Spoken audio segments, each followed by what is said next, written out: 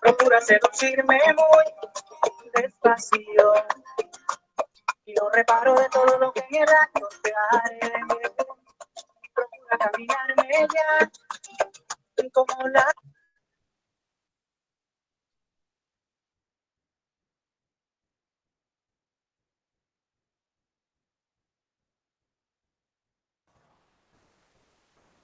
Bueno, yo creo que vamos iniciando.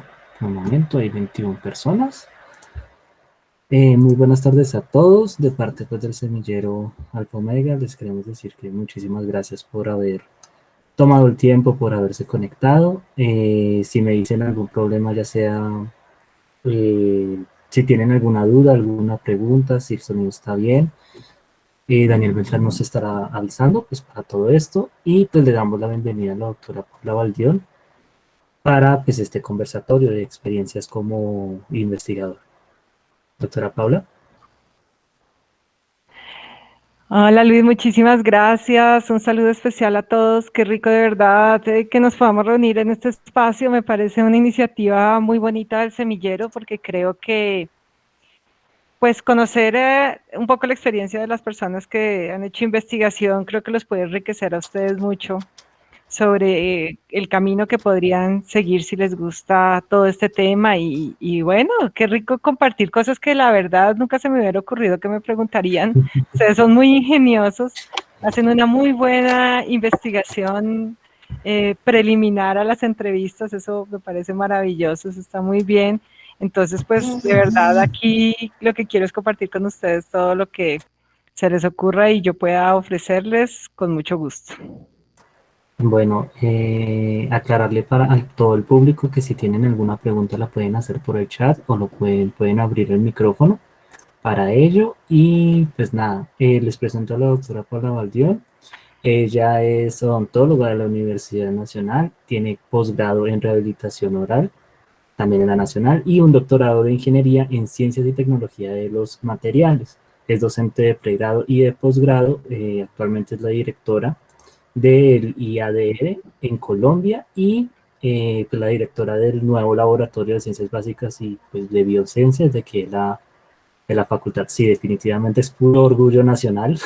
Ay, tan lindo, muchas gracias. Entonces, pues bueno, doctora, pues nosotros tenemos algunas preguntas que hicimos, pues porque nos interesaba pues preguntarle y saber todos estos temas. Y pues una pregunta que sí tuvimos muy presente fue si usted desde cuándo deseó estudiar odontología. Qué buena pregunta y me hizo recordar esto. Una vez se olvida de eso que vivió de pronto en la infancia, en mi caso. Yo era muy pequeña porque mi familia es de odontólogos. Tengo 3 tías odontólogas y en ese entonces, porque ya son muy mayores, generalmente lo que se usaba era que el consultorio estuviera en las casas. Eso ya está totalmente prohibido por la Secretaría de Salud, obviamente, pero en ese entonces era así. Entonces había un consultorio odontológico en mi casa de una de mis tías que era endodoncista. Y yo creo, estoy casi segura, haciendo memoria, que yo aprendí a preparar eugenolato de zinc antes de aprender a colorear bien.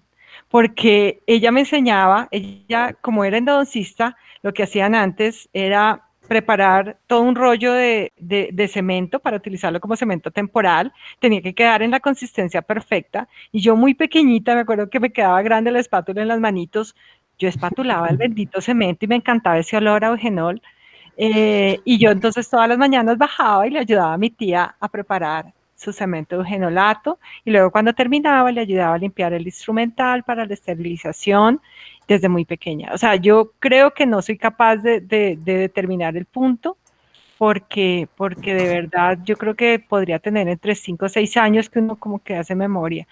Y crecí en ese medio, para mí era ideal, fue perfecto, y cuando me gradué del colegio nunca lo dudé. O sea, eso que uno podría en ese momento replantearse las cosas, pues porque era una niña cuando lo había decidido, y no fue así, y gracias a Dios no fue así, porque soy feliz siendo odontóloga y es lo mejor que me ha pasado. De acuerdo, doctora. Bueno, y pues aparte de los estudios los cuales dije para la introducción, la cual le hice, ¿qué estudios, otras cosas usted ha realizado, ya sea en el país, por fuera, cursos, diplomados? Sí, mira que uno hace mucha cosa, uy, eso es infinidad de cosas. Cuando uno es gomoso de esto, eso es uno tras otro, o sea, uno nunca para. ¿De Lo acuerdo? importante es como cuando uno lo disfruta, yo siento que es eso, ¿no? Nunca uno lo hace por obligación, yo estoy metida en cuanta cosa se me ocurre, pero son etapas. Miren que hay etapas donde uno primero quiere tomar muchos cursos, luego hay etapas donde tú dictas los cursos y luego te vuelves un poco más selectivo, porque ya a uno no le interesan, por ejemplo, todos los congresos clínicos, que al principio yo asistía a la mayoría, que son casi siempre por casas comerciales. Ya en realidad no me interesan tanto, yo veo que lo comercial está muy metido ahí, a los de investigación no falto a ninguno, y yo me hice una promesa en el 2010, en el 2009 que empecé a ser miembro de la IADR, que es la International Association for Dental Research, que es la asociación más grande de investigación dental a nivel mundial, que como Luisito les explicó, pues yo soy presidenta de la División Colombia.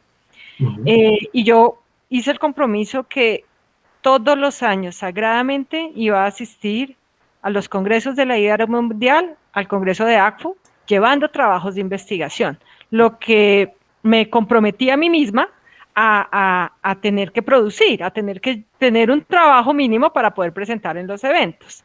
Y eso fue, para mí ha sido sagrado y lo he cumplido. Es más, hasta el año pasado que estábamos en cuarentena, lo hicimos en noviembre aquí en el evento que hicimos con ACFO, y porque yo dije, uy, no puedo creer que por la cuarentena yo iba a romper mi promesa, y no fue así, presentamos de todos modos los trabajos. Entonces, mira que más que estudios como tal, porque yo he sido ñoña, soy ñoña, debo admitirlo, total, o sea, mi pregrado era la más ñoña de todas, en mi posgrado la más ñoña de todas, en el doctorado la más ñoña de todas. Eh, más que cosas de profundización, yo hacía muchos diplomados, cursos cortos, cosas así que me complementaran. Pero nada importante de mención, porque yo pienso que lo más importante es que los cursos de formación seria, para mí los cursos de formación formal, que sería lo que denominamos especialidades, Ujú. especializaciones, maestrías y doctorados, son lo que deben contar. O sea, yo ¿De sí soy acuerdo? como muy cuadriculada un poco en esas cosas. No creo que uno con un diplomado pueda salir, por ejemplo, a hacer estética. Prefiero que para eso se estudie la especialidad, en fin. Entonces, más que eso, pienso yo que el mensaje que les podría dejar con respecto a eso es que hay mucho que aprender de las demás personas, hay mucho que uno puede ofrecer de lo que aprende a las demás personas, y en muchos contextos creo que uno debe sacar lo bueno. Con que tú vayas a una charlita y saques un concepto nuevo, digamos que ya valió la pena haber asistido a eso. Entonces, es más, creo que esa es la experiencia que puedo compartir con ustedes. El doctor José Manuel aquí está con nosotros, está contando infidencias mías, mírenlo. Sí, señora. Eso es lo chévere, así como en el conversatorio anterior cuando nos contaron la experiencia de la doctora Sara. Sarita, Ujú. claro, que pues lo que dice el doctor José Manuel fue cierto. A mí me gustaba mucho el endodoncia. Yo creo que he vuelto a mis orígenes en el sentido de que la investigación me ha ido muy hacia el complejo pulpodentinal. Eh, pero bueno, uno en esas monitorías y eso se goza la universidad desde todos los escenarios. Ha sido maravilloso ser monitor, ser auxiliar docente. Eso me parece, el odontoblasto cautiva, totalmente, totalmente, el odontoblasto cautiva. Y ustedes que lo sacan, José, terrible. Sí, la Por endodoncia es maravillosa. orgullo tenerla de profe, ojalá algún día nosotros lleguemos a ser representantes del IAR como usted, doctora. Ay, tan lindos, ustedes lo van a lograr. Miren que yo sí pudiera compartir con ustedes, y perdón que me salga un poco del libreto, que es esto, que desorganizada mentalmente, pero es que esto me trae a colación lo siguiente. En mi pregrado yo sí tuve la oportunidad de formar parte del semillero de investigación y eso yo pienso que fue lo que me hizo ese cambio, ese clic mental que ustedes ya lo tienen, yo ya lo percibo totalmente diferencial al resto del grupo de estudiantes. Y, y haber entonces hecho, por ejemplo, la línea de profundización en materiales dentales, lastimosamente ustedes ya no tienen líneas de profundización, pero en nuestra época estaban, había una en materiales dentales específicamente donde uno en noveno y décimo solo veía materias de ese tema. Entonces, seminarios y clínicas solo de materiales dentales. Eso pues me abrió obviamente el camino hacia el posgrado de rehabilitación oral porque el de operatoria dental estética no existía en ese entonces. Y pertenecíamos entonces al semillero de investigación con nuestros trabajos de grado y pregrado.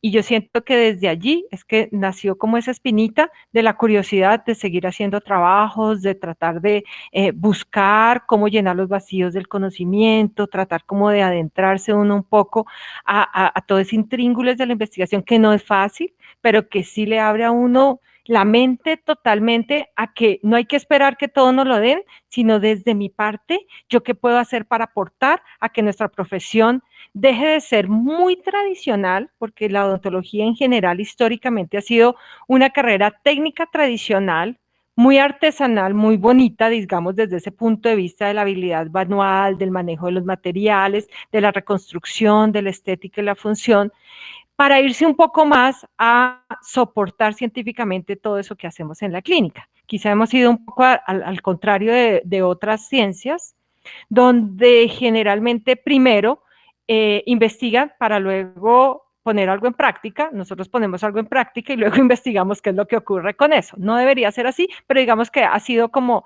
la dinámica que la odontología ha tenido y nunca es tarde. Nunca es tarde para decir, mira, era mejor hacer X cosa y no la otra, o mejor dejemos de utilizar esto y mejor entonces implementemos un nuevo protocolo, una nueva técnica, un nuevo material, lo que sea. Entonces, nunca es tarde y estamos en ese proceso de desarrollo que creo que ha cambiado mentalidades y que ha servido mucho pues para contribuir a que la odontología pase de ser una tradicional a una ciencia, porque yo digo que esa palabra ciencia es eso, ¿no? Es como el conocimiento se atrapa en toda nuestra profesión y lo enriquece desde adentro.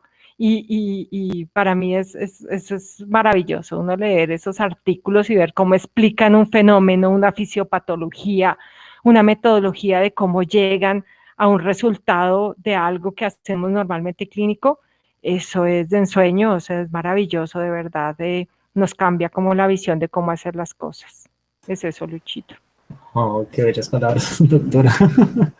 Doctora, le quería comentar esto, bueno, sabiendo todo eso y sabiendo pues las ciencias de la odontología que son tan amplias que cada una de esas pues tiene sus cositas y demás. ¿Usted en qué momento decidió, por ejemplo, pues que se iba a ir por las ciencias básicas, por los materiales y que esa iba a ser su vocación y no, no sé, por ejemplo, algo de endodoncia o algo de, no sé, algo de cirugía, cosas por el estilo? Sí, mira que reflexionando un poco sobre esa pregunta, yo decía, bueno, lo de los materiales sí fue un gusto desde el pregrado, como te digo, en la línea de profundización lo vine como explorando y me gustó mucho, eh, y como que por ese gusto terminé haciendo mi posgrado, mi especialidad en rehabilitación oral. Pero yo sentía que me faltaba algo. Yo sentía que cada vez que hacíamos un procedimiento, como lo expliqué anteriormente, ese fundamento, ese soporte para poder aplicar en un ser vivo, en un paciente, en un tejido vital, los procedimientos, me faltaba ese conocimiento para poder completar algo bien redondito y bien robusto para hacer mejor las cosas, pienso yo. Yo no era muy afín a las ciencias básicas durante mi época de rehabilitador oral. Yo ejercí la rehabilitación oral como muchos de nuestros egresados, con fuego y con carne y con sangre, porque ustedes no se imaginan lo intensos que somos trabajando los rehabilitadores orales recién graduados, donde trabajamos día y noche, fines de semana, echamos fresa, mejor dicho, a la lata echábamos, yo no, ya no me incluyo allí. Traté de evolucionar un poco porque se le va a uno la vida solo en eso. Es una muy buena especialidad, digamos que yo digo que profesionalmente uno se desarrolla en el campo clínico muy bien, pero cuando decidí en el año 2013 entrar a hacer mi doctorado, yo dije, ¿para qué entrar a hacer un doctorado en lo mismo que ya sé? Porque desde el 2004 que empezó mi carrera docente, que fue cuando me gradué del posgrado de rehabilitación, yo tuve la gran ventaja que me gradué del posgrado e inmediatamente entré a la docencia. No me tocó estar muchos años de docente ocasional, ni mucho menos. Tuve, digamos, la bendición de que inmediatamente hubo un concurso docente y pasé. Entonces, pues mi carrera de investigación empezó desde ese momento. Entonces, habían pasado 5 años donde ya había hecho bastante investigación en materiales dentales. Por eso busqué el doctorado en ingeniería en ciencia y tecnología de materiales. Sin embargo, cuando uno entra a un doctorado, uno tiene que empezar a explorar cuál va a ser su tema de tesis, desde antes de presentarse, porque el examen de admisión es la presentación del proyecto. Entonces, uno empieza a buscar doctores en las páginas del CIVILAC de Colciencias, temas afines, y a mí pues siempre me han interesado los polímeros, y fui a diferentes universidades, no había decidido en realidad si trabajar con alguien de la Nacional o a trabajar con alguien de fuera. Estuve en la Javeriana con unos ingenieros químicos, con químicos puros, con físicos que trabajaban en síntesis de polímeros, pero todos, como en realidad lo hace un doctor, ofrecen su tema más que escuchar lo que el estudiante quiera, porque es obvio que uno tiene líneas de investigación ya demarcadas y tiene financiación asociada a esos proyectos. Entonces, si a uno llega un estudiante a decirle una locura de que quiere hacer X cosa y no es el interés nuestro, pues uno no le va a gastar ni tiempo ni esfuerzo a algo tan importante como una tesis doctoral, que pueden ser 4, 5, 6 años en eso. Entonces, yo sentía que lo que me ofrecían no era lo que yo quería, porque no eran polímeros aplicados a odontología, sino polímeros, pues ustedes se podrán imaginar cuántas aplicaciones de los polímeros puede haber. En general. Sí, demasiado amplio. Entonces me fui donde el doctor Jaime Castellanos. Ustedes lo conocen muy bien. Le hablé de materiales y casi me saca corriendo, porque él decía, materiales, yo no, ¿yo qué? Yo le dije, pero usted se sabe todas las técnicas de ciencias básicas. Yo quiero analizar los materiales desde las ciencias básicas. Tranquilo que yo ya sé lo de materiales y si usted me enseña lo de ciencias básicas, pues vamos a hacer ahí un enlace maravilloso, que esto va a ser un boom. Y efectivamente me cogió la caña y yo eso se lo agradezco al doctor Jaime toda la vida, porque es que tener un buen tutor en una tesis doctoral, de eso depende el éxito o no de que ustedes se gradúen a tiempo en un doctorado. Eso puede ser algo infinito y puede ser una carrera sin fin. Entonces empezamos a trabajar y para mí fue muy duro, yo empecé el doctorado a los 35 años, coger una pipeta por primera vez en mi vida, aprender a pipetear, aprender a sacar cuentas en micromolar y no en centímetros y milímetros como yo lo hacía siempre. Todo en odontología viene preparado, en ciencias básicas todos los reactivos los preparamos. Entonces era terrible, esto va en porcentaje, esto va en normalidad, esto va en micromolar y aquí este otro va en... Yo decía, pero me están volviendo loca con la matemática de esto, con la física de esto, con la química de esto. y le toca a uno esforzarse muchísimo. Y ahí empezó mi gusto entonces por las ciencias básicas. Poco a poco ir aprendiendo, uno le va cogiendo el cariño a la cosa, va viendo la aplicabilidad tan grande que terminó siendo mi línea de investigación y yo ya no puedo concebir los materiales sin las ciencias básicas. Y que en este momento, gracias a Dios, fue en el momento indicado, porque si tú ves las publicaciones actuales en materiales, pues todas las de impacto, digámoslo así, tienen que ver desde la parte de la biocompatibilidad y de la respuesta tisular y la parte biomecánica.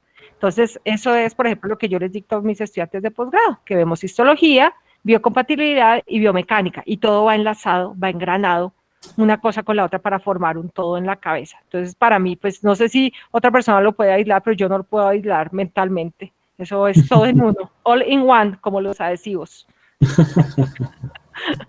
Doctora, y por ejemplo, en el tema de la tesis, ¿qué tan duro fue hacerla que haya podido ser meritoria, tesis cum laude y demás?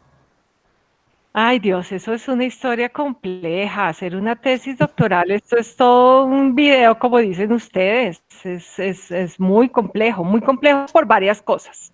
Lo primero, hacer un doctorado es un proyecto de vida, en el sentido de que tu familia te tiene que apoyar porque vas a estar 4 o 5 años totalmente clavado con esto. Yo tenía a mi hijo menor muy pequeño, tenía 2 años cuando entré a estudiar el doctorado.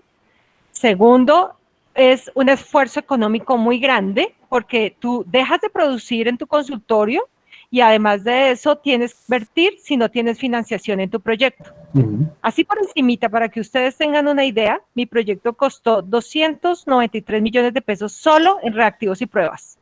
Solo en reactivos y pruebas. No estoy contando lo que yo dejé de ganar, mis desplazamientos, mi almuerzo, mi tiempo en la universidad. No estoy contando nada de eso. Reactivos que yo tenía que importar, porque todos eran importados, químicos necesarios para poder hacer los ensayos, kits que se utilizan con proteínas, bueno, en fin, todo lo que hacemos ahí en ciencias básicas, me costó 293 millones de pesos. Ni pesos más ni pesos menos. Yo en este momento me pregunto de dónde saqué toda esa plata porque no la tenía previamente ahorrada y no tuve financiación. Eso fue un error grave y esos son errores no del estudiante, sino del grupo de investigación y de eso hemos aprendido. Yo trato de no aceptar estudiantes si no tengo la financiación para ese proyecto, porque si uno quiere un proyecto de calidad, tiene que tener el dinero y los recursos para poder financiar ese proyecto, o si no, la verdad no se puede hacer nada, porque el pobre estudiante, ¿qué va a poder sacar toda esa plata para poder hacer cosas de calidad? Entonces es un proyecto familiar, un proyecto de vida, un proyecto financiero, económico importante. Pero yo ya me la había jugado y yo estaba totalmente convencida y yo le estaba sacando el gusto a eso. Uno las materias las pasa fácil en realidad, porque pues uno ya viejo, uno ya le tiene el tiro a lo que es ser estudiante y yo soy lo que dicen life student, toda la vida estudiando, a mí me encantaba eso. Entonces me iba muy bien en las materias, pero ya aprender a trabajar en el laboratorio, eso fue difícil, sacar el tema, toca leer muchísimo, me tocó leer muchísimo, pero muchísimo para poder encontrar el vacío del conocimiento, porque si algo tiene que tener una tesis doctoral, es que sea innovadora y que sea de impacto. Si alguien ya lo hizo medianamente por un ladito, eso no te sirve, porque quiere decir que no es novedoso y tiene que ser novedoso. Y además de eso, que de verdad sea de un problema de investigación que mucha gente salga beneficiada con eso. Entonces, claro, yo me metía por el lado de la caries dental. Yo quería estudiar entonces los monómeros de resina, cómo fracasaban las resinas compuestas y la durabilidad de ellas es tan baja en la clínica y cómo el porcentaje de caries que tenemos, lo poco que estamos utilizando la amalgama dental y lo mucho que estamos utilizando las resinas compuestas. Entonces, de ahí vino la idea del proyecto de la respuesta de las células odontoblásticas, de los monómeros de resina EMA y TEGMA, que eran los más utilizados. Obviamente yo tenía que probar los que más se utilizaran por todas las casas comerciales y esos dos siempre están ahí en esas formulaciones. Asociado al efecto que se supone hasta el momento habían reportado, que era el estrés oxidativo. Entonces uno empieza a mirar las metodologías de cómo paso a paso, no es una o dos metodologías, uno tiene que hacer muchas metodologías que van unas concatenadas con otras para llegar a demostrar al final un modelo teórico donde explique toda la descripción de esa respuesta celular frente a estas sustancias. Entonces, por eso uno va paso a paso y si, primero, no tenía las células. Ese fue mi primer problema. No tenía odontoblastos. Los odontoblastos no se pueden aislar porque son células muy especializadas. Entonces, vaya y de primeritas, aprenda a aislar células madre, diferencie células madre hacia células con ese fenotipo odontoblástico y sobre eso sí, luego de comprobar que son células odontoblásticas, ahí sí arranque a hacer la tesis. Pues en ese, mientras tanto, las células fueron 2 años. Entonces yo ya llevaba 2 años y apenas llevaba el primer objetivo de mi tesis, que era tener un cultivo de células odontoblásticas. Y luego sí empecé, o sea, yo no había tocado un monómero de resina en 2 años. Empecé con los monómeros y bueno, en este momento yo creo que ese modelo, que fue lo que más me demoré en la tesis, ha sido para nosotros una bendición total en el grupo de investigación. No se imaginan la cantidad de proyectos y la cantidad de artículos que hemos publicado utilizando ese modelo celular para poder estudiar lo que queramos. Es el modelo para dolor dental. Estamos mirando receptores de dolor en los odontoblastos. Estamos mirando toda la citotoxicidad de millones de materiales, lo que queramos, cualquier material que queramos medir citotoxicidad, lo hacemos sobre este modelo odontoblástico. Lo hacemos para poder evaluar si el contacto con materiales disminuye la diferenciación de las células, lo que obviamente afectaría esa capacidad de reparación que tiene el tejido pulpar sobre la dentina, la neoformación dentinal. Y obviamente los productos tangibles que hemos sacado a partir de él. O sea, hemos presentado trabajos en millones de partes, como les digo, publicaciones, gracias a Dios nos ha ido muy bien con las publicaciones con el modelo, y arrancar es lo difícil. La primera publicación fue muy difícil, ya después de eso vinieron una tras otra y nos ha ido excelente porque ya el modelo estando comprobado y siendo reproducible en el laboratorio, eso nos ha dado digamos, una herramienta de trabajo muy útil para poder desarrollar nuevos proyectos. Eso ha sido muy, muy, muy interesante. De acuerdo, doctora. Daniel, tenemos algunas preguntas por el chat. Sí, tenemos 2 preguntas, bueno, 3. La primera pregunta la hace José Luis Ayala Páez y él pregunta: profesora, ¿usted cree que el trabajo en investigación hace que uno se aleje de la clínica o cree que puede haber una dualidad? La respuesta contundente es no y no debe ser. ¿Por qué? Porque si ustedes se alejan de la clínica, pierden la oportunidad de identificar los problemas de investigación. ¿De dónde saco yo el vacío del conocimiento si no es atendiendo a un paciente y dándome cuenta qué es lo que falta? Entonces, ¿cómo me doy cuenta yo que necesitaba investigar de las resinas? Pues viendo que me fracasaban las resinas después de 5, 6, 7, 8 años. Es más, algunas fracasan al año, a los 2 años. ¿Sí? ¿Cómo sé yo, por ejemplo, que necesito regenerar hueso para la colocación de implante? Pues cuando un cirujano abre el campo operatorio y se da cuenta que no tiene dónde, y por más de que sea, ese implante puede fallar por longitud y por el espesor. O sea, es de allí que ustedes sacan los problemas de investigación.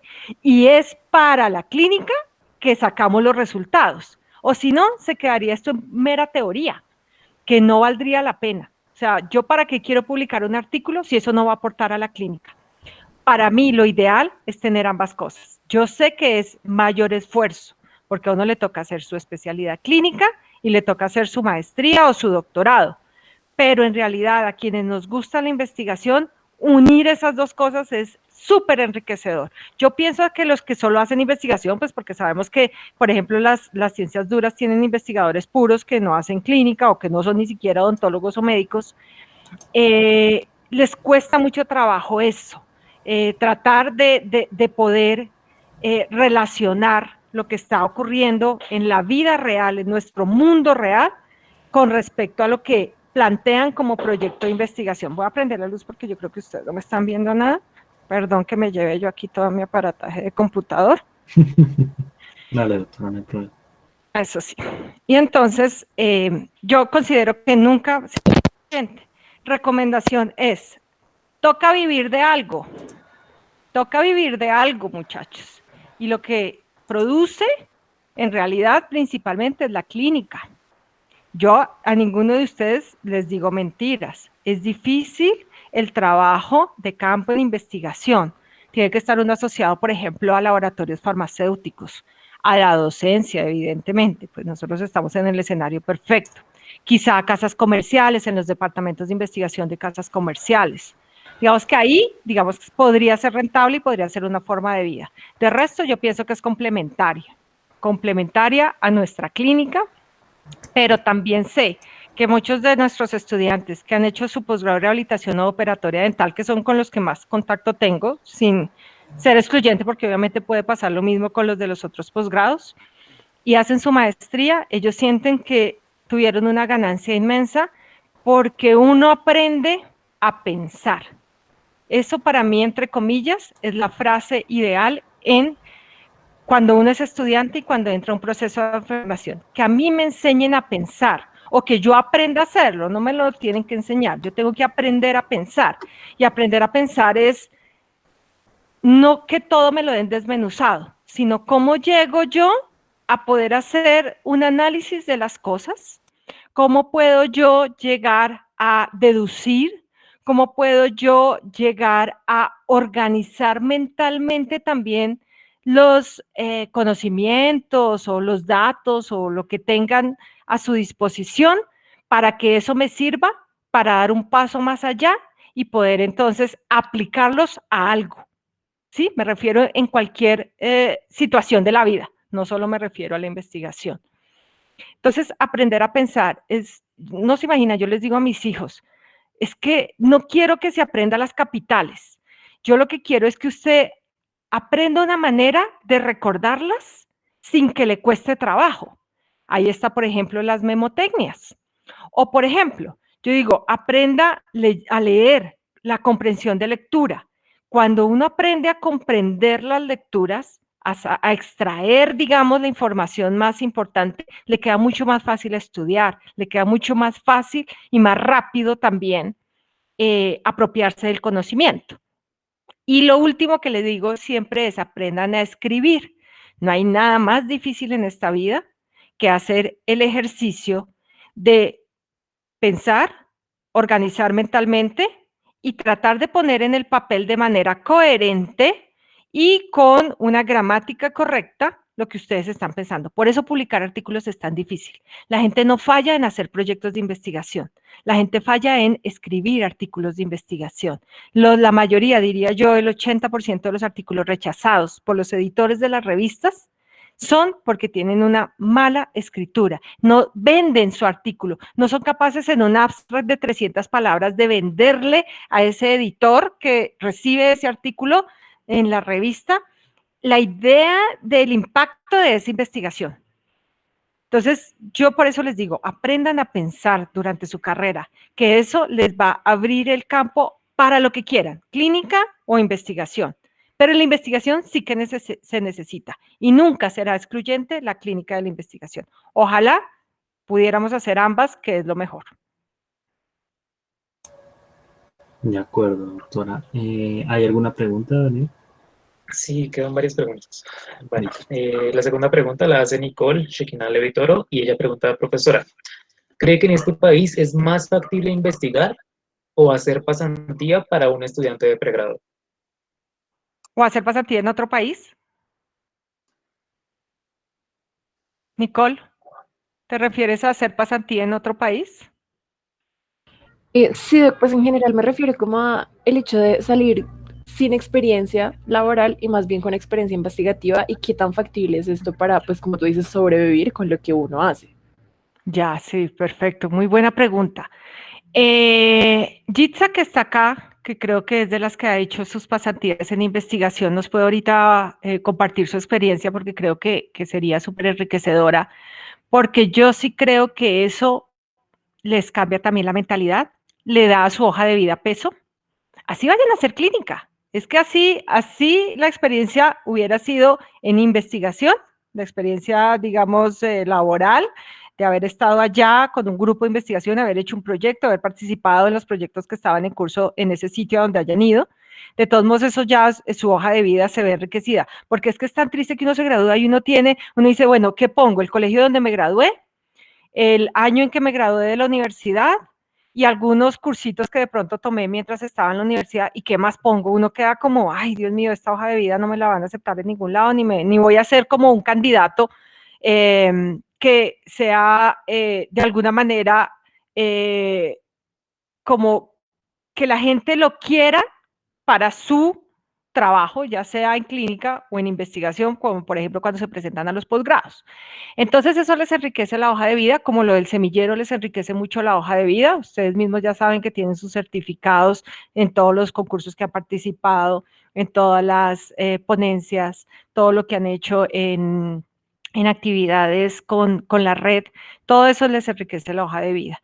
Entonces, yo sí pienso que hacer la pasantía, así sea que vayas a hacer algo clínico, te puede servir mucho para abrirte campo, ya sea en la clínica o en investigación. Y si es en investigación, indudablemente, tanto es así que nosotros tenemos un puntaje en la evaluación que hacemos de nuestros posgrados específicamente para las personas que tienen alguna experiencia en el campo y que han hecho un trabajo de investigación en cualquiera de las áreas. Entonces damos puntaje específicamente para eso, para entrar a los posgrados clínicos y obviamente para entrar a la maestría también. Entonces es necesario. Yo no sé, Jitsa, si les puedas contar cómo te fue a ti en México. ¿Qué sientes tú ya que te vas a graduar con eso? Hola a todos, gracias Doc. Pues doctora, yo fui a México, pues no a hacer como tal una pasantía en investigación, sino que yo fui a ver materias y fui a hacer clínica. Pero pues como yo estaba interesada, a mí me gusta mucho, he estado pues como desde sexto semestre pues en el cuento del semillero y me gusta mucho la investigación. Entonces pues yo busqué la manera de entrar a un laboratorio, así sea, a ver, para aprender, porque yo nunca antes había estado en un laboratorio de investigación. Y pues en esos momentos con usted ya teníamos planteado el proyecto que se suponía que íbamos a realizar antes. Entonces yo dije, pues como no lo puedo adelantar acá, voy a empezar a aprender por mi cuenta, así sea mirando. Entonces, pues yo metí una materia que se llama, bueno, es farmacología, la volví a ver allá en México, y la profesora pues era muy chévere, muy buena gente, y alguna vez yo le pregunté que si ella pues pertenecía a algún laboratorio en el que yo pudiera ir, como lo que les decía, solamente a observar, porque pues yo no tenía experiencia.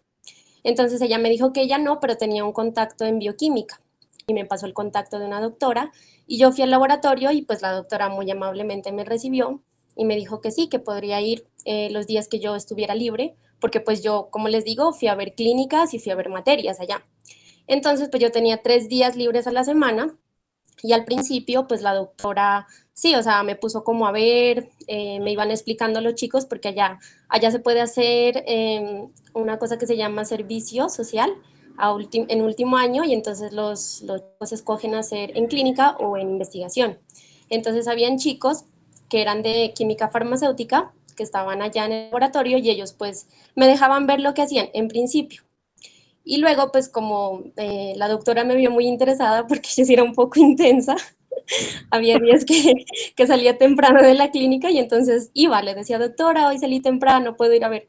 Entonces me asignó como un proyecto, o sea, hacer parte como de un proyecto. Entonces luego me dejó hacer electroforesis, hice un Western blot yo solita, que yo nunca había hecho, pero pues como le decía, los chicos me enseñaron incluso desde cómo pipetear porque yo no sabía.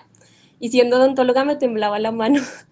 Entonces era como que, uy, ese pulso de odontóloga, pero pues sí dan muchos nervios porque pipetear es difícil, o sea, hacerlo bien. Entonces, cuando ya pude hacer eso, me asignaron un experimento cortico, y se estaban investigando cáncer oral.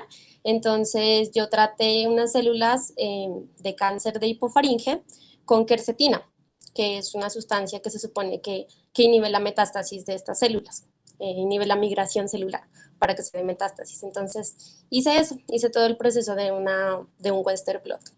Y pues me pareció muy chévere, o sea, pues porque a mí me gusta ese campo, ¿no? Entonces eso me va a servir porque pues yo le he contado que este semestre pues me voy a presentar a la maestría. Entonces pues eso me ayuda harto para la hoja de vida, al menos ya tengo algo de experiencia en eso. Y eso les cuento.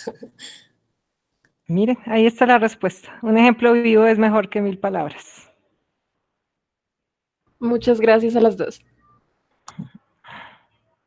Bueno, Jitsa también nos dice que que usted inspira mucho a todos y que admira mucho su capacidad de análisis y su inteligencia, y que quisiera preguntarle cuál es su mayor meta académica. O sea, que ella sabe que usted ha hecho un doctorado en ingeniería, que no cualquier persona de salud se le mide. Entonces, ¿usted qué pretendería lograr al haber hecho su doctorado? ¿Una patente? Muy buena pregunta. Gracias, Jitsa. Gracias por las flores. Sí, qué buena pregunta. Creo que me haces analizar y reflexionar sobre mi vida. No, miren que alguien me dijo una frase, uno de los doctores que les digo que fui a buscar era físico, para ver si podía ser mi director, que a la final no trabajé con él, pero me dijo esta frase. Llegar a ser doctor es difícil, pero mantenerse siendo doctor es aún más difícil. Y eso es la lucha en la que los que hemos hecho doctorado nos mantenemos día a día. Si yo hago un doctorado y hago el esfuerzo que hice, más con ingenieros, como dice Jitsa, porque los ingenieros piensan tan diferente que nosotros, no se imaginan ustedes lo que es la lógica matemática que ellos tienen, que yo, por lo menos yo no soy buena en eso y me tocó esforzarme mucho para entenderles a ellos. Claro, yo veía las materias con estudiantes de pregrado de ingeniería y de maestría de ingeniería, muy pocos de doctorado. Es que los estudiantes de doctorado éramos muy pocos, en realidad son muy pocos en Colombia. Entonces uno veía las materias con ellos. Y esos chinos de pregrado, de sexto, séptimo, octavo, yo los veía hacer todas esas fórmulas y yo era, uy, me va a tocar copiarme de este porque no tengo ni idea, pero ni idea de lo que están haciendo. Una cantidad de fórmulas que ustedes no se imaginan. Y ellos, claro, se las sabían de memoria, yo buscando en el libro la bendita fórmula porque yo que me iba a saber las no, terrible. Ya después uno lo supera en el sentido de que uno sabe hasta dónde se puede llegar. O sea, yo no estaba allí para aprender eso, yo no estaba ahí para ser ingeniera, aunque el título no me lo van a creer, dice así, doctor en ingeniería. Yo decía, esto es una mentira total, porque yo sí creo que uno debería ser ingeniero para ser doctor en ingeniería. Pero igual creo que por lo de ciencia y tecnología de materiales estuvo muy bien. Pero uno lo supera en el sentido de que la idea no era ser ingeniera, sino aprender lo que necesitaba para mi proyecto de tesis y para los proyectos que después iban a venir. Entonces uno, por ejemplo, todo lo de biomecánica, todo lo del análisis de cuerpos, todo lo de movimiento, todo eso sí era muy útil, lo de estructura. Entonces ya uno sabía cómo seleccionar un poco qué era lo que le gastaba tiempo y cacumen ahí tratando de entenderlo. Modelamiento, por ejemplo, matemático, modelamiento computarizado, eso me dio muy duro, pero maravilloso, que es lo mismo que está haciendo el doctor Javier Niño. Difícil, bien difícil al principio no manejar esos programas, porque además de que ustedes tienen esa facilidad para la tecnología que nuestra generación tiene, esos genes están desactivados totalmente en nuestra expresión en las células neuronales. Para mí era difícil porque era matemática más la parte computacional. Pero uno busca ayuda y yo creo que esa era la idea. Entonces, cuando tú me dices que uno ya se ha enfrentado a todo eso y cuál sería mi meta, yo pienso que la meta es diaria. Para mí publicar es muy importante, debo decirlo. O sea, para mí lo que no se publica es como si no lo hubiera hecho. O sea, las publicaciones para mí es la base del conocimiento científico porque es el momento en que de verdad los resultados de una investigación, al socializarse, se convierten en conocimiento. Y en conocimiento que es general y de acceso público. Entonces, es necesario publicar los resultados. Entonces, para mí las publicaciones son, digamos, el objetivo primordial. La patente, digamos que es el objetivo que cualquier investigador quisiera alcanzar, tarde que temprano, porque por prestigio académico y por razones económicas, digamos que son las mejores cosas que pueden ocurrir. Pero no es fácil llegar a una patente, créanme que no es nada fácil. O sea, uno tiene que comprobar primero muchas hipótesis poco a poco para poder lograr la patente. Nosotros con uno de los materiales que estamos probando para lo de adhesión a dentina, estábamos en el curso de eso. Pero si uno publica artículos durante el desarrollo y socializa eso antes de pasarlo a la patente, ya la patente no es válida. Entonces, o uno se espera 10, 15 años a desarrollar todos los proyectos necesarios para soportar esa patente, o uno va publicando a medida que va produciendo. A nosotros nos lo pusieron así sobre la mesa en la oficina de transferencia del conocimiento de la universidad y nos dijeron, esta es la realidad. Si ustedes hacen esto y digamos que es patentable como molécula, no pueden publicar. Y yo dije, no. O sea, de verdad, mi objetivo era ese. Entonces me fui por las publicaciones y hemos hecho las publicaciones seriadas, consecutivas, digámoslo así, del proceso de investigación y no me fui por la patente. Si quisiera una patente, me tocaría volver a empezar otro proyecto y ya, digamos, tomar la decisión de no difundirlo, ni en eventos, por ejemplo, no se pueden difundir tampoco en eventos. Uno trabaja con números o códigos para que no sea conocido. Entonces, por eso es que es tan difícil patentar. Uno se la juega, la industria se la juega a patentar porque a ellos les rinde, pero a nosotros cada proyecto no nos rinde porque ni tenemos los recursos ni tenemos todo a la mano. No más la importación de reactivos se demora generalmente de 3 a 4 meses. Entonces, eso ya nos atrasa a nosotros mucho la realización de los proyectos. Por lo tanto, pues no creo que una patente sea mi objetivo primordial. Yo creo que es el objetivo constante de la publicación, pero adicionalmente a eso, para mí sí era enriquecer la docencia. O sea, yo decidí que mi estilo de vida, mi forma de vida, iba a ser la investigación y la docencia. Yo lo decidí de esa manera. Entonces tenía que actuar en congruencia con ese objetivo. Por lo tanto, yo no puedo separar la docencia de la investigación. Creo que muchos de ustedes que me conocen bien lo saben. Para mí tiene que estar una cosa con la otra y es cómo me siento bien. Y ese es el objetivo de la vida. No tengo una meta así como decir, allá en la puntica hay eso que yo quiero coger. No, creo que el doctorado lo era y lo logré. Ese fue como el primer objetivo. Y ahorita es mantenerme vigente como doctora, como me lo dijo ese doctor y ahora lo entiendo tanto. Y la verdad, muchachos, a veces uno dice, wow, estoy cansado porque es de nunca terminar.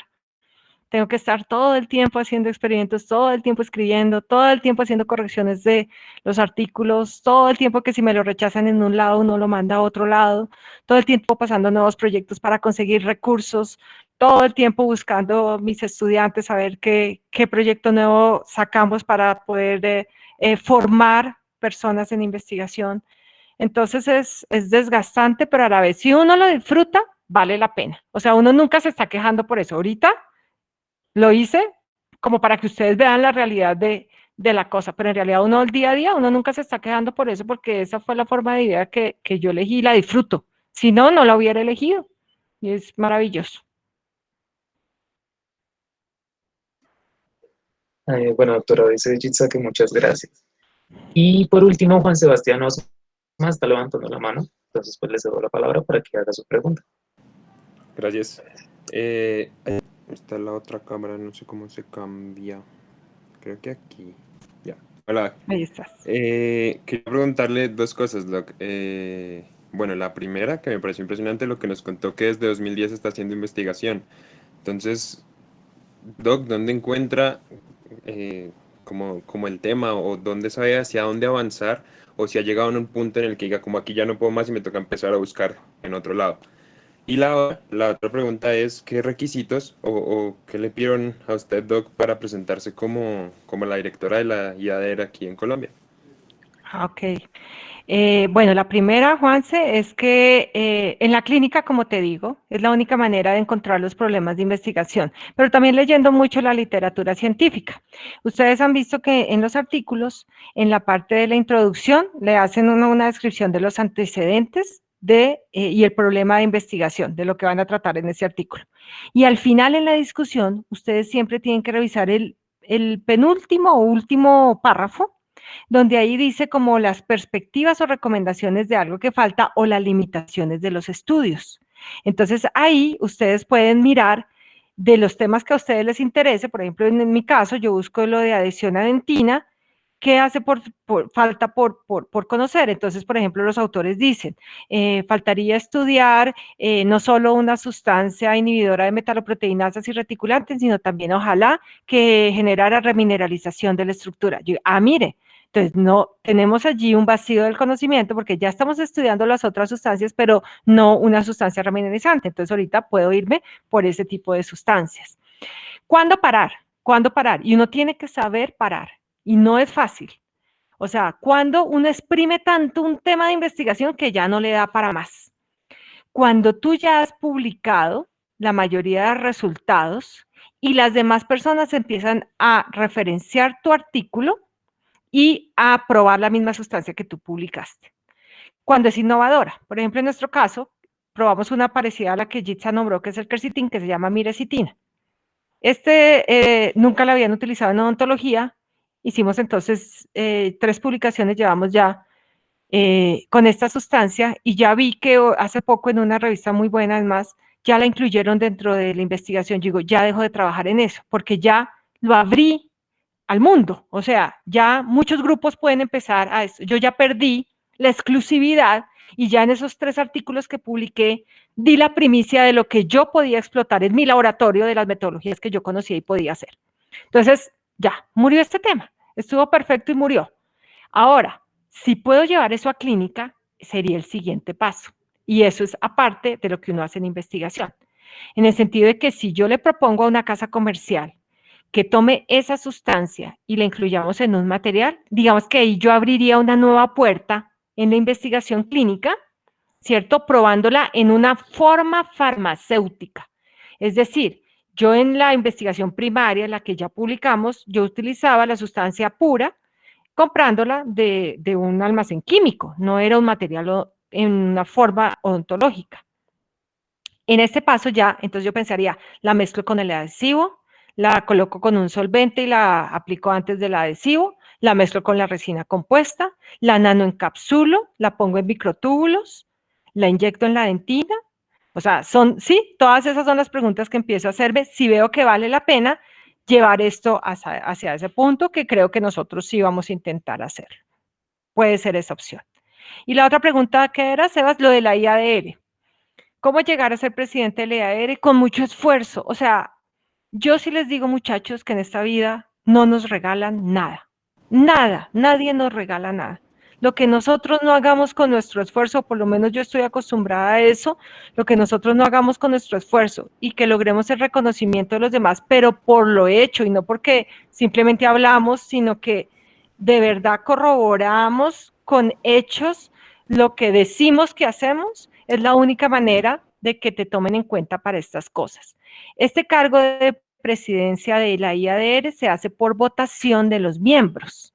Entonces es necesario que te des a conocer en los eventos de investigación con la participación en ponencias y en pósters de tus trabajos de investigación para que la gente vea que de verdad eres líder en el campo de investigación que tú estás trabajando. Yo pienso que esa es la principal característica, el liderazgo. Si uno tiene ese liderazgo, es muy fácil querer estar allí y que lo nombren porque la gente le huye al trabajo. Ustedes mismos se han dado cuenta en el grupo. Muchos empezaron, esto era una base, ¿cierto? Así de grande, y poco a poco esto se fue estrechando hasta que quedan unos pocos. Esos pocos son los que logran el liderazgo, los que tienen la ganancia real de todo este proceso y los que de verdad van a marcar la diferencia. En esto de la investigación es lo mismo. Muchos hacen trabajo de grado, mire que eso es una opción, digamos, una obligación casi en la facultad, aunque bueno, hay otras alternativas, pero pues la mayoría hacen su trabajo de grado, pero no todos terminan haciendo la investigación. Muchos hacen la especialidad, pero muy pocos terminan haciendo maestría y muy pocos aún más terminan haciendo un doctorado. Entonces yo pienso que esto es de liderazgo y de demostrar con esfuerzo que uno de verdad puede hacerlo. Y lo otro es que miran tu hoja de vida. Entonces volvemos al tema que veníamos trabajando. Hay que enriquecer esa hoja de vida, chicos, a todo lo que puedan asistir, en todo lo que ustedes puedan participar. Péguensele a la gente que está haciendo investigación para que les enseñe, para que los lleve a los eventos y todo eso les enriquece su hoja de vida y verá que después, cuando ya quieran acceder a un cargo de estos, pues ya van a tener como todo el camino muy bien labrado para que sean unos candidatos que tengan, pues digamos que estén a la altura de un cargo como estos. Muchas gracias, Doc. Yo la verdad sueño algún día con poder llegar a ese cargo como usted, Doc. Este es un ejemplo. Entonces espero algún día en serio poder llegar hasta allá.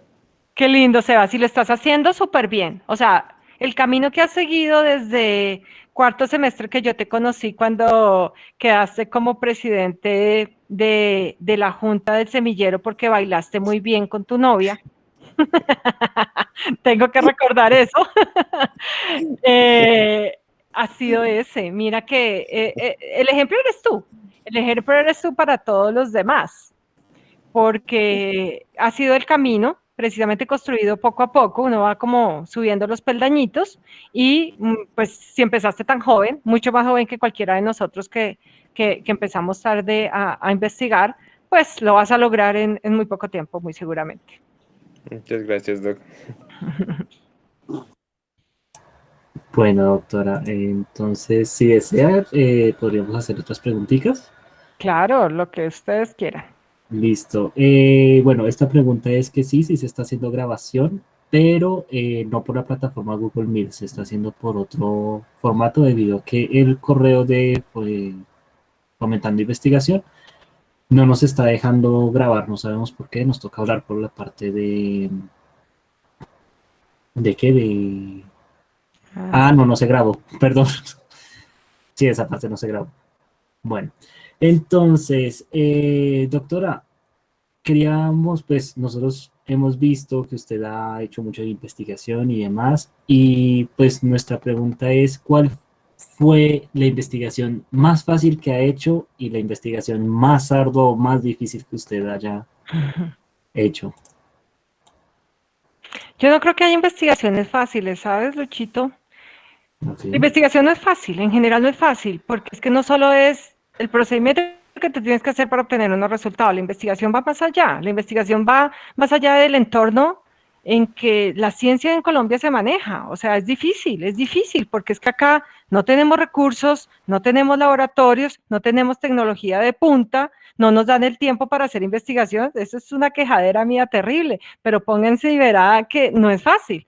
Entonces, ¿qué es lo que toca hacer? Ir superando todo eso. Por eso es que estamos construyendo el laboratorio de investigación en nuestra facultad. Para los que no sepan, ya en el 105 allá en el fondo, tenemos un nuevo laboratorio de ciencias básicas para la facultad y materiales dentales. Nos quedó súper bonito, nos lo entregaron la semana pasada. Pero ¿cómo me tecó? Peleando. O sea, eso es guerreado, eso no es cualquier cosita. Para cada centímetro en esa facultad, y yo sí le agradezco a las directivas que ellas tenían claro que era una necesidad. Era una necesidad, porque nosotros, ¿dónde hacemos la investigación entonces? Entonces, investigación fácil creo que no la hay. La más difícil para mí es cuando me toca investigar con estudiantes. ¿Por qué? Porque uno está haciendo doble función. Tú estás tratando de sacar unos resultados, ¿cierto? A partir de una metodología, pero además tienes la responsabilidad de formar a una persona en investigación. Pero es un deber ser, ¿sí? Entonces, para mí, por ejemplo, tomar un estudiante de maestría es súper complejo porque es la responsabilidad mía de graduarlo, ojalá en el tiempo correcto. Entonces, para mí sería más fácil ir y pipetear y poner en una placa de 96 pozos las células y hacerlo, que me rinde y lo hago en 1 hora, a enseñarle a mi estudiante a pipetear y que él sea quien haga la siembra de las células. Entonces, yo pienso que la más difícil es cuando uno está haciendo formación, pero también es la más enriquecedora en el sentido de que tú ya no trabajas solo por ti, sino que trabajas también como en pro de que esto termine siendo algo mucho más grande, ¿cierto? Porque si nos quedamos los mismos de siempre haciendo, pues no aunamos esfuerzos y va a ser muy difícil que nosotros produzcamos mucho más conocimiento en poco tiempo. Mientras que si a la vez muchas personas están trabajando alrededor de la investigación, pues más fácilmente van a formar como una cadena de conocimiento más fácilmente que contribuya a nuestra profesión. Yo lo veo de esa manera, o sea, es como compartir de alguna manera. Por eso yo digo que cuando los grupos de investigación nos unimos para hacer proyectos, para mí es ideal, o sea, es maravilloso trabajar con el grupo de endodoncia, es maravilloso trabajar con el grupo de materiales, con GRIMAT, porque nos rinde mucho más, porque ellos aprenden y nosotros aprendemos de ellos. Estas alianzas estratégicas, que es el término que utilizamos en investigación, son ideales. Y ni qué decir cuando nos aliamos con otras universidades. Cuando ellos tienen una fortaleza y nos dejan entrar a nosotros, y nosotros tenemos nuestra fortaleza y los dejamos entrar a ellos, uy, salen cosas espectaculares. Y es difícil llegar a eso, pero más que encajonarlo como fácil o difícil, yo creo que son procesos necesarios para que logremos cosas de verdad que valgan la pena. Repetir procedimientos que ya están publicados en la literatura no vale la pena. Amarrarnos de casas comerciales para probar cosas que ya están en el mercado no vale la pena. Comparar protocolos que ya están establecidos no vale la pena, a no ser que estemos pensando en proponer algo nuevo para cambiarlo. Hacer revisiones de la literatura sin sentido de lo que ya se sabe. Son cosas que de verdad hacen que los esfuerzos se pierdan. Y aunque se vean fáciles, digamos que esas las encajonamos entre lo fácil. ¿Para qué? ¿Para qué? Lo fácil no aporta. Lo que nos cuesta un poquito, generalmente es lo que más aporta. Y sin duda alguna, para contestarte la pregunta y no darle tantas vueltas, porque como que no contesto ninguna, sino que les he hecho filosofía de todo, la más difícil ha sido la del doctorado. Es que cuando tú partes de ceros en una hipótesis, es muy difícil. Diferente a cuando tú tienes algún conocimiento previo sobre algo y no vas a ciegas. A mí me hubiera podido pasar que hubiera durado 2 años haciendo lo del cultivo ese celular, de los odontoblastos, y empezar a probar los monómeros y que no me hubiera dado nada de los resultados que yo había propuesto, y era que mi hipótesis planteada era que los monómeros de resina inducían la expresión de metaloproteinasas de matriz en las células odontoblásticas y que eso contribuía a la degradación de la capa híbrida, aparte de las metaloproteinasas que ya estaban en la dentina. Hubiera podido ser que no, o sea, ¿quién me aseguraba a mí que sí? Nadie, porque la literatura no estaba reportada. Si estuviera reportado no hubiera sido una tesis doctoral. Entonces, lo difícil es ir a ciegas, pero al final, cuando funciona, la más difícil termina siendo la que mejores recompensas académicas te dan y mejor satisfacción personal también te trae. Entonces, eso es maravilloso. Por eso es que uno gana laureadas, meritorias, que es a lo que llaman summa cum laude y todo este cuento. De acuerdo, doctora, de acuerdo. Bastante importante lo que nos dice. Doctora, una duda. Usted pues, nos ha hablado que ha participado, que ha hecho pues muchas cosas, tanto nacional como internacionalmente. ¿Qué experiencias tiene de pues ponencias, de cosas y cuáles ha marcado una experiencia así, no sé, divertida, importante, que haya pasado, no sé? Ok, sí, bueno, hay muchas cosas, anécdotas maravillosas, que todas uno ya después se ríe, pero en el momento se estresó mucho. Creo que la que me marcó la vida a mí fue la de el premio Hatton. No sé si ustedes lo conocen. El premio Hatton es el premio mundial a la mejor investigación odontológica. Sale un representante de cada país para ir a concursar en el Congreso Global de la IADR. Entonces, con mi tesis doctoral, yo gané ese premio Hatton aquí en Colombia y me tocaba ir a Londres a presentarlo. Obviamente, como dije, Londres era en inglés. Mi inglés es pachuquísimo. Los que han estado conmigo en Research Seminar lo saben. Yo lo machaco terrible a lo chipchombiano. Uno se defiende, lo lee uno bien, eso sí, pero hablarlo es otra historia. Y más en un ambiente británico, donde es difícil entenderles a ellos el acento para las preguntas. Uy, complicadísimo. Ellos, las terminaciones son súper cortadas y uno está mucho más acostumbrado al inglés gringo. Y adicionalmente era en 4 diapositivas únicamente, 10 minutos de presentación, una tesis doctoral de 5 años. O sea, calculen ustedes que la tesis tiene 300 y pico de hojas. ¿Cómo resumir este bendito trabajo de millones de cosas en esas 4 diapositivas? Bueno, efectivamente, entonces yo iba con todo memorizado. Yo decía, no voy a leer, yo puedo, yo voy a poder hablar en inglés bien, Uno entra y eran 4 jurados sentados en una silla. Eso es privado, no está abierto al público el concurso, y uno tiene un atrio allí. Uno llega, monta la memoria y empieza a hablar y le dicen, listo, empieza sus 10 minutos de participación. Cuando yo puse la memoria y puse la primera diapositiva, se me borró el cassette.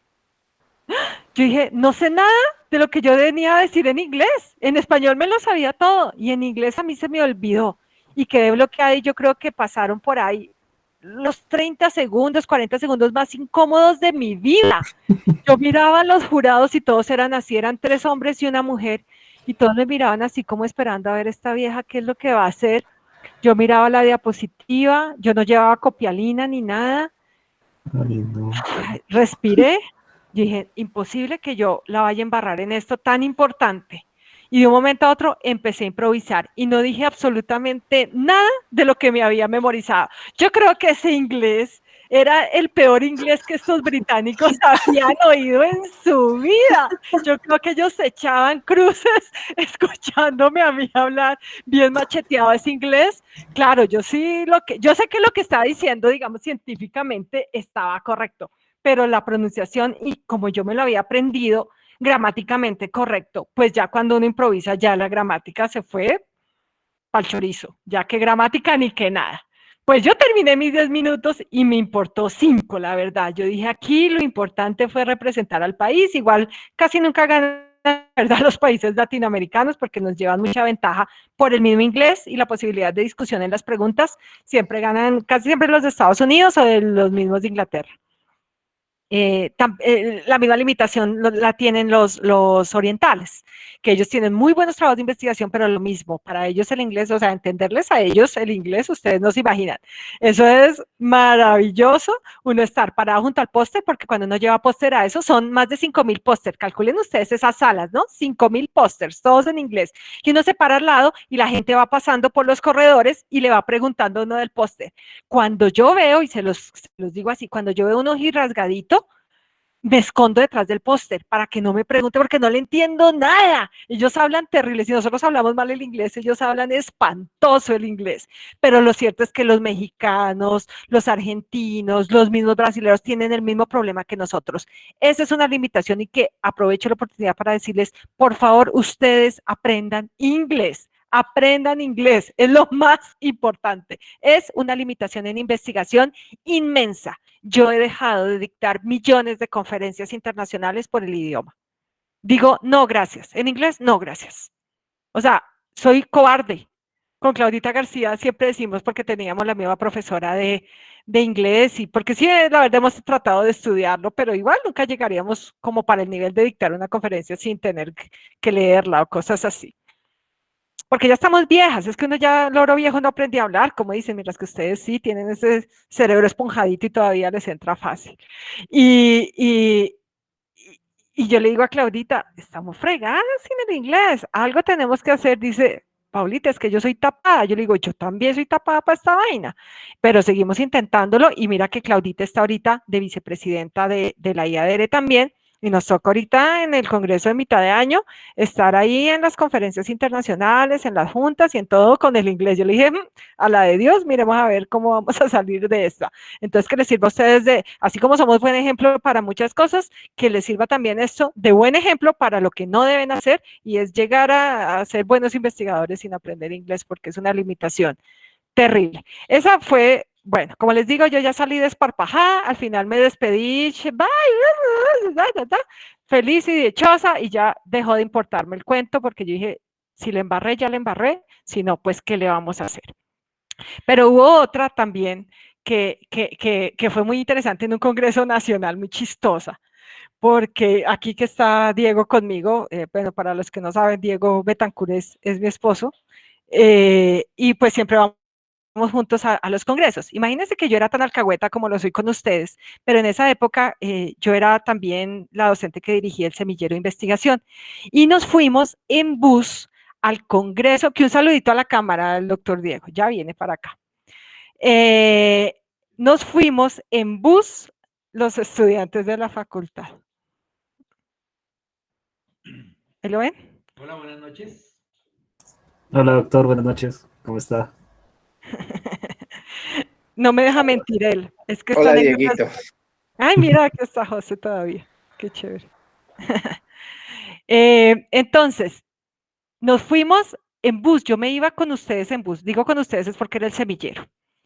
Tenía 16 muchachos en el semillero. De aquí a Bucaramanga nos fuimos en un bus de la universidad y nos demoramos 16 horas, ¿no? Calculen la dicha. Terrible era ese viaje con calor y de todo. Los chicos iban felices, eso iban atrás enrumbados y yo durmiendo ahí en la primera silla, yo ni me daba cuenta de lo que hacía. Llegamos y ellos habían escogido su hotel, yo escogí mi hotel y FODUN, que es el Fondo de Empleados Docentes, tiene para los profesores como unos sitios de campo para quedarnos. No hoteles como tal, sino como casas que son muy lindas. Nosotros creíamos que quedaba cerca y lo cierto es que quedaba hacia las afueras. Pero igual, bueno, nos fuimos hasta allá. Era muy chistoso porque yo en taconada y de todo, y el carrito, que era uno de esos mochileros, nos dejó como a 1 kilómetro del sitio y yo con la maleta y en tacones tratando de jalar la maleta y bueno, llegamos al sitio, pero llegamos. Yo, bueno, listo, ya estamos aquí. Para devolvernos tocaba igual el mochilero, para no sé qué, llegar a la universidad donde era en ese momento la reunión. Pero como estábamos tan lejos, no había restaurantes ni había servicio de comida en ese sitio. Entonces tocaba llevar desde la ciudad la comida para poder comer en la noche. Entonces nos dio a nosotros por almorzar pollo asado, rico, pollo asado, un cocorico, una vaina de esas. Y dijimos, llevemos el resto de pollo para la noche porque solucionamos ahí nuestro problema de hambre. Y nos llevamos, eso sí, la bolsita. Le tocaba una ponencia a uno de mis estudiantes, nos entramos al salón, allá hacía calorcito, obviamente, y no había aire acondicionado, y siempre, como ustedes vieron en ACFO, se cierra la puerta cuando van a iniciar las ponencias y empieza ese olor a pollo asado que ustedes saben a lo que huele el pollo asado en ese salón. Yo miraba a Diego y yo le decía, ¿qué hacemos? Lo botamos, pero ¿cómo nos salimos si el estudiante ya va a presentar? No, la puerta ya está cerrada, no deja ni entrar ni salir. Miremos a los demás como si fueran otros, porque ¿qué más hacemos si nosotros no hallábamos cómo tapar? Yo llevaba un buzo en la mano y yo tapaba el bendito pollo y ese olor es imposible de tapar. Pues claro, todos los demás de los lados decían, este par que hacen con el pollo asado en pleno salón, en plena ponencia. A la final, bueno, terminó nuestro estudiante, le fue muy bien, presentó, aplausos, lo que sea, y salimos nosotros y nos tocó botar el pollo asado porque no podíamos entrar a más conferencias y nos quedamos sin comer esa noche. No, mentiras, después compramos algo para la comida, pero ese día nos reímos mucho con el cuento del pollo asado. Entonces, cada vez que vemos que vamos a una conferencia o algo, decimos, por favor, no compren pollo porque ahí después les toca entrar y ¿qué hacemos entonces con el olor? Esa fue una muy, muy, muy buena de ACFO. Así que yo me acuerdo y creo que no. Lo único que yo siempre le digo a Diego es que él lleve en los viajes internacionales el estuche del póster. Ustedes han visto que eso es largo, ¿cierto? Uno lo lleva enrollado y eso es un camello llevarlo todo el viaje porque, y efectivamente siempre se nos queda en todo lado. No, ustedes no se imaginan las angustias que ha sido con esos póster, porque año tras año lo hemos dejado en todos los sitios. Entonces, el año antepasado que íbamos a Canadá, porque el IADR fue en Canadá, se nos quedó en la casa. Entonces teníamos 2 horas mientras salía el avión y mientras hacíamos todo lo de migración para que mi hijo corriendo le tocó irnos a llevar los pósters porque sin póster, ustedes no se imaginan lo costoso que es imprimir un póster en Estados Unidos o en Europa. Aquí vale 30,000 pesos en la esquina de la 45. Allá vale un poco de dólares. Eso es terrible que uno se le quede el póster. Y en los aeropuertos, entonces lo paran a él. Yo se lo doy a él porque lo paran, porque siempre creen que como uno es colombiano, lleva droga en el tubo del póster y siempre lo paran y lo mandan donde un oficial, a él le toca abrir el póster, desenrollar el póster. Entonces yo ya sé que le enchufeto a él el, el portapóster para que no me toque a mí en todo lo de inmigración hacer ese tránsito del póster, porque eso es así. A mucha gente le pasa, no se imaginan, eso se le queda a uno en el avión, no, eso es tragedia total y absoluta. Pero bueno, es una experiencia maravillosa. Hemos estado, miren, y les cuento, hemos estado en Los Ángeles, hemos estado en Vancouver, en Canadá, en Londres, hemos estado en San Francisco, esos son como los internacionales. En Montevideo estuvimos, en Uruguay, aquí Diego me está acordando. ¿Sudáfrica no estuvieron, Paulita? No, yo todavía en esa época, sabes que no estuve en ese. ¿Tú pudiste viajar a ese, José? Sí, yo estuve en ese. Y qué buenísimo. Porque me acuerdo que tú estabas allá. No, mira que en ese todavía no era todavía de la IADR. Yo entré como tarde a la IADR, pero creo que después de eso hemos estado en todos los congresos. O sea, no me he perdido congreso mundial, es maravilloso. También hay unos que son americanos, congresos americanos. En Los Ángeles, por ejemplo, fue americano, muy bueno, esos congresos son maravillosos. Claro, nos perdemos en las ciudades. Yo soy la típica que no sé viajar y llevo unas maletonas así de grandes, terrible. Soy espantosa porque yo creo que por si la pinta seria, por si la pinta informal, por si me da calor, por si me da frío. Los zapatos que me combinen con este y los zapatos que me combinen con la otra. Entonces ustedes no se imaginan esa maletona así de grande y todos al lado con un morralcito. Y yo digo, y estos no van para el mismo lado donde yo y el mismo, donde voy yo y van para el mismo congreso, no lo puedo creer. Entonces todos se burlan de mí en el avión siempre que nos encontramos, porque siempre nos encontramos todos los profesores generalmente en el mismo vuelo y entonces es la burla total mi maleta porque llevo de todo. Y a veces digo, necesito conseguir el hotel que tenga secador, porque si no me toca llevarme el secador y ahí sí me hace más bulto. Entonces es terrible. Ellos se burlan mucho de mí por eso. No sé viajar, hay que aprender a viajar. Ese también es una recomendación que les doy. De acuerdo, doctora, y ojalá se puedan tener más experiencias así. No, pues es que yo quisiera repetir con ustedes eso, que pudiéramos irnos todos no en bus, porque eso fue terrible, pero sí podernos ir todos a los congresos de ACFO, buenísimo. Cuando todo esto pase, seguramente va a ser. De acuerdo, doctora. De acuerdo. Doctora, una pregunta, sí, pues un poquito medio personal. ¿Usted en qué otras universidades enseña o en cuáles ha enseñado? Perdón que mi perro está un poco alborotado, perdónenme. Bueno, no, debo decir que yo soy exclusiva. No, mira que no, nunca en mi vida he enseñado en ninguna universidad diferente a la Universidad Nacional. Ustedes ven que yo soy de pregrado de la Nacional, de posgrado de especialidad de la Nacional, de doctorado de la Nacional, soy monotemática con el tema. Yo amo mi universidad porque la universidad me ha dado a mí todo. Todo lo que tengo en esta vida me lo ha dado la Universidad Nacional. El otro día estuve haciendo cuentas de cuántos años desde... Yo entré en mi pregrado, entré en el año 1994 a estudiar mi pregrado. 100%, dice José, así es, 100% orgullosamente bueno. Es que la universidad nos da todo, es que es impresionante. Yo naciendo, ustedes sí son atrevidos, ¿no? Código de Ayala. José Luis Ayala, código, le voy a poner 0.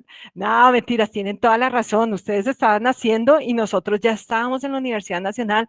Calculen cuántos años han pasado uno estando en su casa. Esa, de verdad, literal, es la casa de uno. Es impresionante el amor que uno alcanza a tener por la Universidad Nacional. Ojalá ustedes sientan ese apego que sentimos nosotros por nuestra universidad, porque eso es lo que le da a uno como el entusiasmo de hacer las cosas bien, ¿sí? Eso es como esa energía, ese combustible que le echa uno diariamente, porque yo siempre me hago esta pregunta, chicos. Yo digo, la Universidad Nacional siempre figura de primeras en los rankings, ustedes saben, en los latinoamericanos estamos muy bien, y en los colombianos, pues ni se diga, estamos de primera siempre, la universidad como universidad. Y yo siempre me pregunto, ¿qué tanto la Facultad de Odontología aporta para que la Universidad Nacional siga siendo la número 1? Entonces, uno no debe quejarse o decir, no, es que nosotros no aportamos igual que ciencias, o no, es que ¿cómo así? Es que en ingeniería son muchas carreras, o no, es que somos muy chiquitos y somos muy poquitos. No, aportemos. O sea, es nuestra responsabilidad también tratar de que figuremos. Y mire que en los últimos años la División de Investigación lo ha reconocido. Ya Odontología participa en convocatorias y gana. Ya Odontología publica artículos en revistas Q1 y Q2. Ya Odontología trae financiación externa a la universidad. Ya Odontología tiene grupos de investigación en clasificación A1 y A. Entonces, estamos marcando la diferencia. Entonces, ustedes ya entran, digamos, a un esquema donde se ha construido, pues poco a poco, pero se ha construido un camino y ya tienen algo más sólido por si ustedes también quieren seguir la carrera, tanto docente como de investigación. Entonces, creo que por mi parte soy feliz ahí, no me interesa, la verdad nunca me ha interesado dictar clase en otra universidad porque como les digo, fue mi decisión de vida y yo me siento es en mi casa y lo disfruto allí, me sentiría rarísima. Uno no puede decir de esta me veré, pero me sentiría rarísima dictando clase en otra universidad. Además, debo decirlo y se los voy a reconocer a ustedes. Los estudiantes, o sea, ustedes, de la Universidad Nacional de Colombia son los más respetuosos, caballerosos los niños y unas damas las niñas, comparado a estudiantes de otras facultades. Yo he visto cosas que yo digo, yo no podría enseñar en este ambiente. Ustedes son, pero unos lord completos, como se dirigen a sus profesores, ese respeto y admiración que siempre muestran, esa calidez humana, eso solo lo tienen nuestros estudiantes de la Universidad Nacional. Entonces, ¿yo para qué me voy a ir a buscar cosas en otro lado donde no se me ha perdido nada? Mira, y José está ratificando lo que yo estoy diciendo, dice que sin duda son los mejores. Un aplauso para ustedes.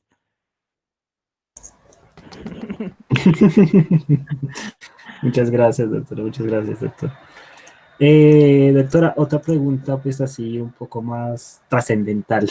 ¿Qué le podría decir a las nuevas generaciones en cuanto a la investigación, en cuanto a que se interesen por la investigación? Bueno, Luchito, bueno, todo lo que les he dicho no es poco, pero yo creo que para mí deberían entender que son del futuro. O sea, si se deja de investigar, simplemente va a llegar un momento en que nuestra profesión, como les digo, termine siendo tan tradicionalista que caigamos en errores complejos en la clínica, que caigamos en la tradición de hacer las cosas porque siempre se han hecho de esta manera y no por una fundamentación basada en la evidencia como debería ser. Y que es una responsabilidad de todos. Si es que queremos la odontología como creo que todos la queremos, aportar en algo. Y la investigación es de las mejores formas. Claro, haciendo una buena clínica también lo hacemos. Representando a nuestra universidad como la mejor del país, también lo hacemos. Siendo responsables con la atención que le damos a nuestros pacientes, también lo hacemos. Pero ¿qué tal aportando ciencia? O sea, esto es una maravilla. Mire, yo creo que no alcanzo a expresarles con palabras la dicha que para mí significa producir conocimiento. Y Jaime Castellanos, cuando me salió mi primer experimento en el laboratorio, que yo fui así con mi plaquita y le dije, mira, me dio, es la felicidad más grande que te he tenido en la vida. Me dijo, claro, esa sensación que tú estás sintiendo en este momento solo se compara cuando un deportista gana una medalla olímpica. Calculen ustedes cómo será para un deportista que ha entrenado tanto ganar una medalla olímpica en unos juegos que muchas veces solo pueden ir una o dos veces en su vida porque por la edad los limitan tanto. Y yo sí creo que ese es el sentimiento. Y me dice, y espérese a que publique su primer artículo. Y es cierto, cuando a uno le aceptan una publicación, y yo le digo a Diego, es el día más feliz de mi vida. Me dice, claro, dejó a un lado nuestro matrimonio, dejó a un lado cuando nació nuestro hijo, dejó a un lado. Yo le digo, lo siento, pero es que es esa liberación de endorfinas internas de sentir que uno ha logrado algo que ha luchado y de que de verdad alcanzó esa meta que se había propuesto, es algo maravilloso. Entonces yo quisiera que ustedes tuvieran la oportunidad de sentir eso, de sentir cómo llegaron los resultados, de sentir que la gente reconozca su trabajo, de sentir que lo aplaudan en una ponencia porque de verdad lo hicieron muy bien, de sentir cómo en trabajo de equipo ustedes vieran con nuestros estudiantes. Yo no sé si aquí tengo yo algún estudiante que haya trabajado conmigo y que haya presentado ponencias. Creo que no, es que ya la mayoría se han graduado y los otros están en curso en que hayan presentado ponencias con nosotros en ACFO.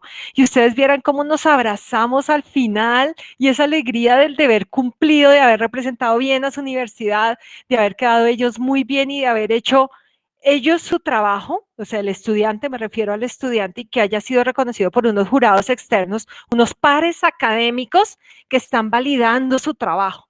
Eso, créanme que es una sensación única, que yo sí quisiera que ustedes la pudieran compartir, aunque sea con su trabajo de grado, aunque sea en su especialidad con el producto de investigación que tienen que presentar al final. Así no sigan una carrera como tal de investigación, que yo sí quisiera que la siguieran, porque como les digo, esto es del día a día, pero que por lo menos tuvieran esa sensación. La investigación es una forma de vida y es una filosofía, pienso yo, es una filosofía de querer aportar al conocimiento científico, pero a la vez de ser una filosofía, es un vicio, pero uno de los vicios buenos, no de los vicios malos. Como les digo, yo soy la mañoña del mundo, yo no me tomo un trago, yo no rumbeo, yo no festeo, yo no hago nada de eso. Pero sí, para mí el vicio es la investigación. Entonces uno todo el tiempo tiene que estar leyendo, todo el tiempo tiene que estar trabajando, todo el tiempo tiene que estar investigando, todo el tiempo quiere estar metido en el laboratorio. Entonces a mí me gustaría que ustedes lo gozaran. Cuando a uno le sale eso del corazón, porque yo se los decía, en una universidad que fuimos con el doctor Dairo, en febrero nos invitaron a hablar de investigación a República Dominicana, que es un paraíso, se los recomiendo. Es la cosa más espectacular de este mundo, el paisaje, el mar, los restaurantes. Uy, eso es supremamente bonito. Eso fue de las mejores invitaciones que me han hecho en investigación. Y yo les decía a ellos que apenas están formando sus grupos de investigación, les decía, esto tiene que salir de acá adentro. Si no sale del corazón, no funciona. La investigación, aunque tiene que ser muy objetiva y muy rigurosa, en su metodología, para que sean confiables los resultados, se tiene que hacer con amor, con cariño y con ese sentido de pertenencia de querer hacer las cosas bien, o si no, no sale. Ustedes y el doctor José Manuel no me deja mentir. Si ustedes no le hablan y no consienten las células en el laboratorio, se les mueren.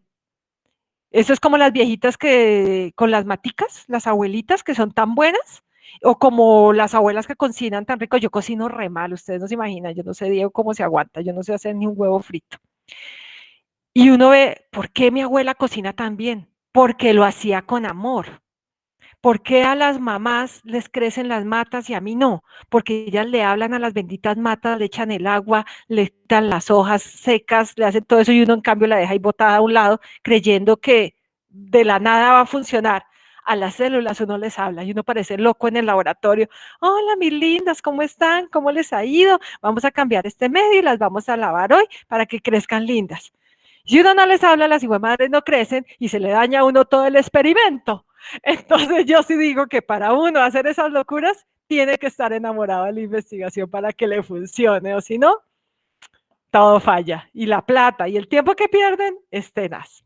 Pero también les digo una frase que me dijo a mí una compañera que yo le agradecí mucho en el laboratorio.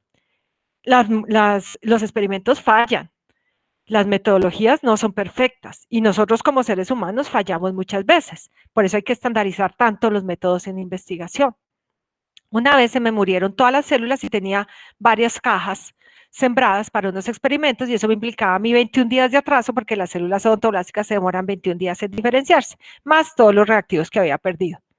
Y me senté yo y se me salió mi lagrimita. Yo ya vieja y llorando en ese doctorado. Todos lloramos en las maestrías y doctorados, no se imagina. Y yo lloraba y una pelada que estaba haciendo maestría, ella no estaba haciendo doctorado porque de doctorado habíamos muy poquitos, me dijo, Paula, el tiempo que estás gastando derramando esas lágrimas, ese tiempo te está haciendo falta y te está retrasando volver a empezar. Lo que tú te demores lamentándote, luego te retrasa volver y arrancar. Desde eso, que fue en el primer mes, nunca más. No hay que llorar por los experimentos. Se murieron esas hijuemadres, se murieron, se van para la caneca y volvamos a empezar.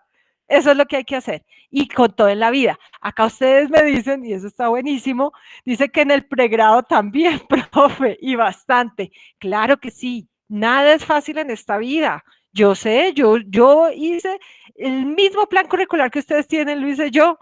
Y yo sufría en las clínicas y no me llegaban los pacientes y me tocaba pagarle a los pacientes. Y mi mamá, mi papá, mis hermanos, todos eran mis pacientes. Y lo veían como lo hacía uno el profesor, todo lo mismo. Y eso es muy estresante, pero hay que sobreponerse de todas esas situaciones y hay que sacarlas adelante. Y el tiempo que se demoren llorando es el tiempo que se demoran en solucionando el problema que les causó ese llanto.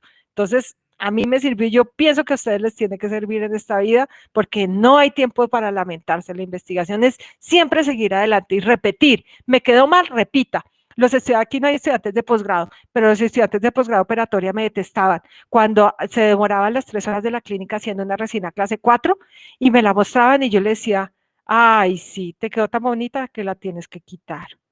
¡Ah! Doctora, pero ¿cómo así? Yo, no, cuantas veces te toque quitarla, la quitas, porque un operatorista que no haga bien una clase 4, pues terrible. Entonces la tenía que volver a hacer. Y más se demoraba lamentándose que volviendo a empezar. Entonces, que les quede a ustedes también ahí de experiencia. Aquí Claudia Marcela está diciendo, ¿y cómo amar la carrera sabiendo cómo es la clínica en la facultad? De verdad que a veces uno siente que no quiere más esta carrera. Claro que sí, nada es perfecto en esta vida. Como les digo en investigación, ¿cuántas quejas me han oído? Que no hay plata, que no hay laboratorio, que no hay recursos, que le toca a uno solito en el tiempo de trabajo adicional a las clases, porque pues la universidad no tiene pues para contratar solo investigadores como algunas universidades pueden hacerlo. Las condiciones laborales son muy tristes, sí, Julianita, es verdad, pero todos tenemos algo en común y es que queremos la odontología y todos trabajamos por nuestros pacientes, no trabajamos por la plata, aunque tenemos que vivir, claro que sí. Y créanme que uno todas esas cosas las puede superar. ¿Qué hace diferente al estudiante de la Universidad Nacional de los demás facultades? Que no nos han dado todo. Ustedes han visto lo que es un niño malcriado, mi hijo, el chiquito, es un malcriado porque le he dado todo. A mí no me daban todo. Bueno, también soy malcriada, pero no tanto. Los niños, vaya a ver un niño que haya pasado trabajos, lo bien que hace las cosas y lo que valora las cosas. Porque nosotros trabajamos con las uñas y eso hace que seamos mucho más hábiles mentalmente para la resolución de problemas. En el rural, les cuento, los de la Nacional marcábamos la diferencia, porque para nosotros ese era el ambiente perfecto. Nosotros no teníamos la mega unidad divina, Fona, último modelo con fibra óptica. Nosotros siempre trabajábamos con lo básico, pues bien, pero con lo básico. Y podíamos atender a nuestros pacientes de la mejor manera bajo esas condiciones, que son las condiciones de nuestro país, y nuestra universidad es un reflejo de nuestro país. Pero créanme que eso a ustedes los va a fortalecer. Ahorita pueden estar diciendo, esto es una vieja loca que solo quiere decir eso para darme contentillo. Créanme, por experiencia propia, que estas cosas nos fortalecen. ¿Ustedes creen que yo no aprendí hartísimo ahorita con lo del laboratorio? Que no me tocó reunirme con ingenieros, con arquitectos. ¿Yo qué iba a saber de un diseño de laboratorio? Pero yo quería mi laboratorio y el doctor Dairo me apoyó en eso. Ah, no, el que quiere marrones aguanta tirones. Entonces vaya y averigüe cómo se hace un laboratorio, vaya y averigüe cómo son los sistemas de ventilación, vaya y averigüe todas las condiciones por norma ISO que debe tener un laboratorio para que se cumplan. Entonces, nada es gratis en esta vida. A nosotros nada nos lo van a regalar. Y ustedes tienen una gran ventaja, que es eso, que no lo han tenido todo. La dificultad en su atención de pacientes, la dificultad en todas las condiciones en general, que son reflejo, como les digo, de nuestro país en la universidad, con los paros, con las marchas, con todo eso. ¿Ustedes creen que esa riqueza de, otra vez mi perro, de lo social, de lo político, lo tienen las otras facultades? No lo tienen. Y aquí hay gente súper pensante. Yo me admiro, de verdad, algunas veces, de cómo algunos estudiantes son críticos, son tan propositivos, líderes, desde toda la parte como de salud pública, como de todo esto de la representación estudiantil. Ustedes han logrado cosas que los profesores no hemos logrado. Yo de ustedes estaría muy orgullosa, la verdad. Nosotros estamos muy orgullosos de ustedes. Siempre se comenta eso. Entonces, es una fortaleza, créanme. Podemos escribir, no nos alcanzaría toda la noche para escribir en el chat las cosas malas que tenemos y lo que nos falta. Pero creo que todo se resume en que todo eso nos ha fortalecido como personas y como profesionales. Y lo digo porque yo trabajé en peores condiciones que ustedes. Nosotros, ¿qué video vi? ¿Ustedes creen que en nuestra época había celulares? A nosotros nos tocaba ir a buscar los artículos a las bibliotecas con una carta de presentación que nos daban aquí en nuestra biblioteca. No existía la Hemeroteca Nacional. Y nosotros teníamos que ir a buscar en la revista y sacar las fotocopias del artículo que buscábamos en las bases que solo estaban en la biblioteca central.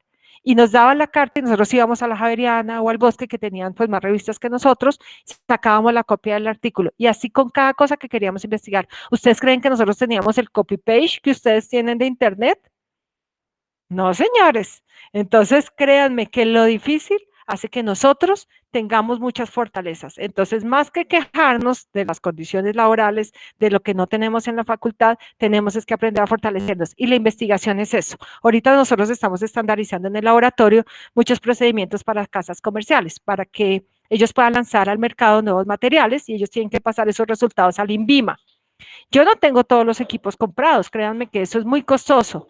Y ustedes no se imaginan, Sergio me ayuda, Sergio es mi monitor y con Consuelo Niño hacemos unos montajes que ustedes vieran, son maravillosos. Con las uñas nos toca hacer muchas pruebas, pero lo que sí estoy segura es que los resultados quedan muy bien hechos, porque tratamos como de hacer lo mejor posible a la medida de nuestras posibilidades.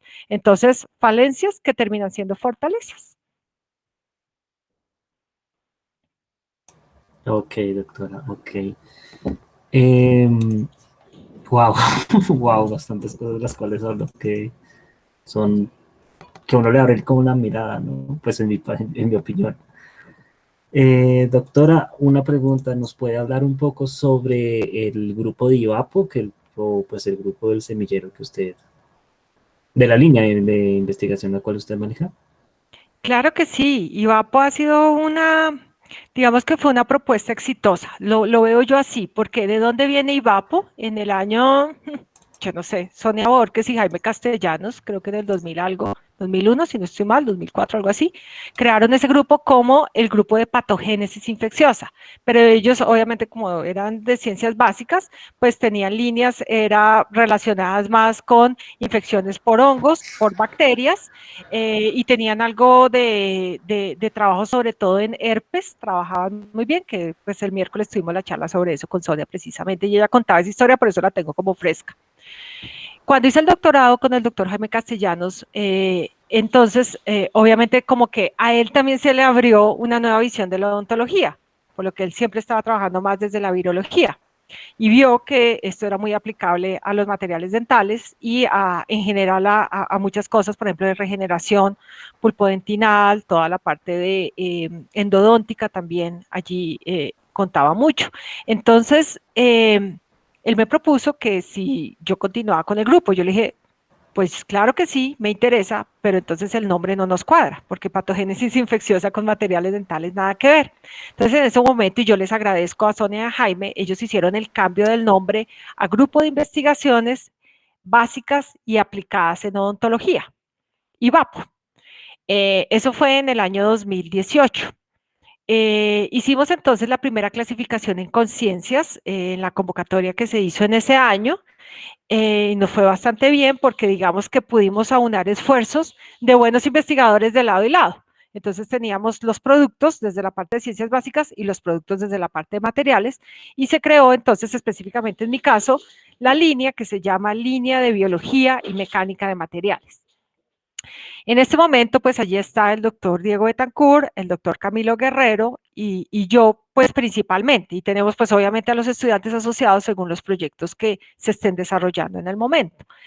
Hemos tenido una productividad maravillosa y desde la primera vez quedamos clasificados como A1. A1 es la mayor clasificación que Colciencias da a los grupos de investigación. Y ahí sí como ser doctor es difícil y mantenerse es difícil, ser A1 es difícil y mantenerse en A1 es difícil. Claro, ya nos toca trabajar a un ritmo porque tenemos un compromiso, porque uno tiene que demostrar cada 2 años la producción de productos que ellos clasifican como A1. Y los productos A1 es que se publique en revistas del primer cuartil, que son Q1 y Q2, que tenga uno pues formación de estudiantes a nivel doctoral, que no es fácil, que tenga, bueno, logramos esto porque la tesis salió laureada, esa era un producto A1, digamos que ellos siempre habían sido A, y en el momento en que la tesis quedó laureada pudimos pasar a 1 porque era un producto que Colciencias valora muy bien en puntaje.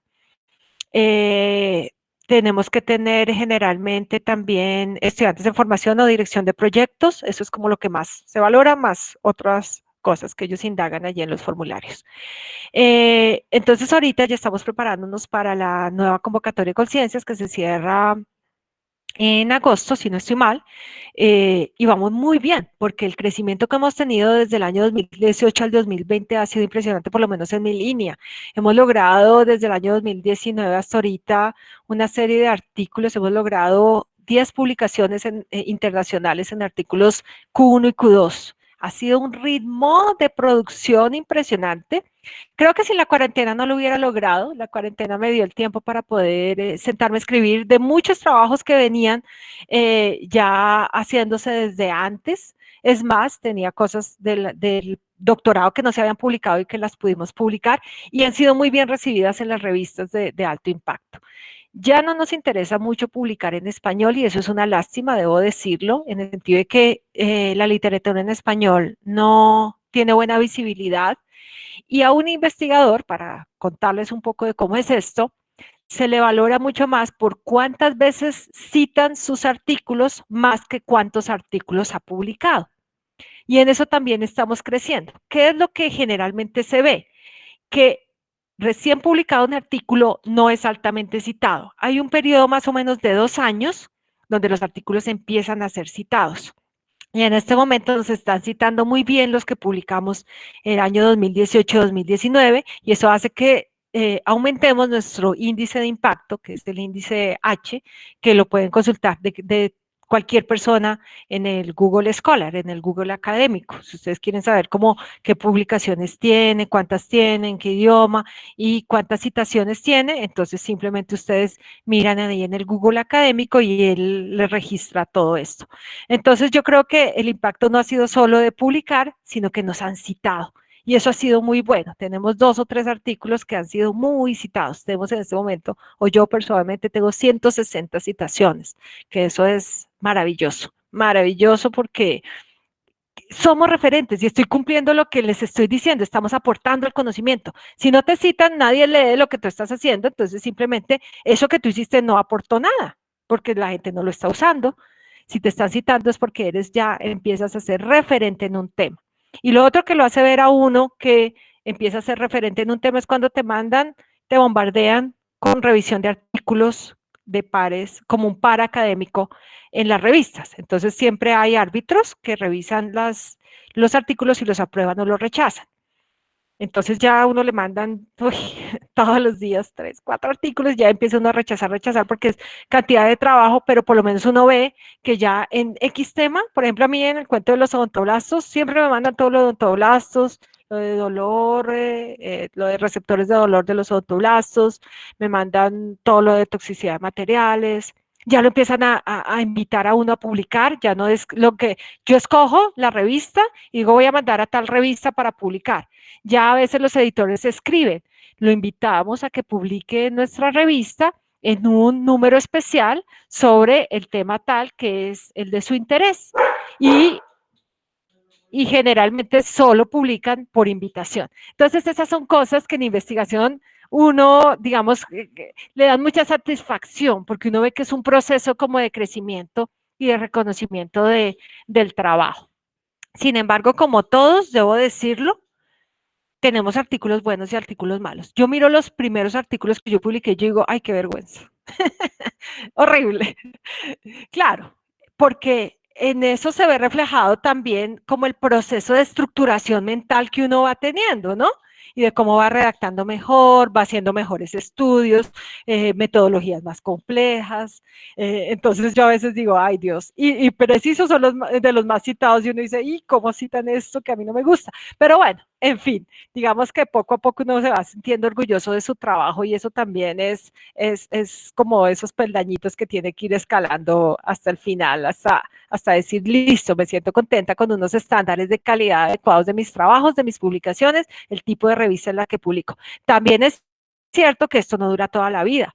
Se dice que que un doctor, después de que se gradúa, tiene como un pico de producción que son entre los 5 y 7 años después de que se gradúa.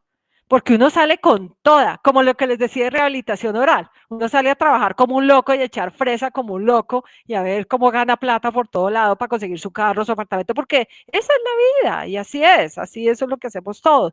Pero en el doctorado igual, uno sale a publicar, a hacer más trabajos, a conseguir plata, de todo, mejor dicho. Y eso se da generalmente en ese pico que toca aprovecharlo. Y después empieza a bajar un poco el pico de producción porque uno se va cansando de esa dinámica y viene otro en el grupo que debe continuarlo. Por ejemplo, ahorita en nuestro grupo está Lilia Bernal y Sonia Borges formándose en el doctorado. Entonces esperemos que podamos seguir manteniendo este A1 de la clasificación de Colciencias, porque ellas ojalá pues logren su tesis doctorada con algún reconocimiento y podamos entonces seguir clasificados de esta manera.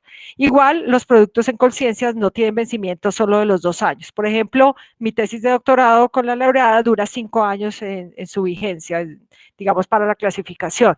Los artículos A1 también duran 5 años, cosas así. Entonces, no estamos tan acosados de que ya nos van a bajar de A1, no, pero sí toca estar en un trabajo mantenido, sostenido, para que la producción de nuestro grupo no se vaya. Yo siempre los invito y bienvenidos a nuestro grupo, ya sea del semillero o ya sea para trabajar como tal en los productos de investigación. Cuando alguno de nosotros está saturado, pues yo siempre ofrezco que otras personas del grupo les puedan dirigir los trabajos, porque pues dependiendo de los intereses de cada estudiante y de los temas que se trabajen, pues hay para todo el mundo, como dicen. Y la ventaja de tener un grupo así, que tiene un nombre tan abierto, como ustedes vieron, básicas y aplicadas, da para todo, podemos trabajar en lo que queramos. O sea, en realidad podemos trabajar en lo que queramos. Lo que pasa es que ahorita estamos obviamente colgados con muchos estudiantes por la pandemia. Yo le he dicho a muchos estudiantes que no de trabajos de grado, pero es porque necesito sacar adelante los que venían conmigo trabajando. Pero hay otras personas del grupo que podrían aceptarlo si quieren eso. Y ojalá se puedan unir los miércoles al seminario. No solo estamos trabajando los temas de mi línea. La semana pasada trabajamos el tema de virología y hace 15 días trabajamos el tema de el grupo de periodoncia que lo invitamos con porfiromonas gingivalis y la diabetes, la relación con la diabetes. Entonces, también hay para todo el mundo. Y si ustedes tienen un tema de interés, se trabaja allí. ¿A qué hora es? Es de 8 a 10 de la mañana.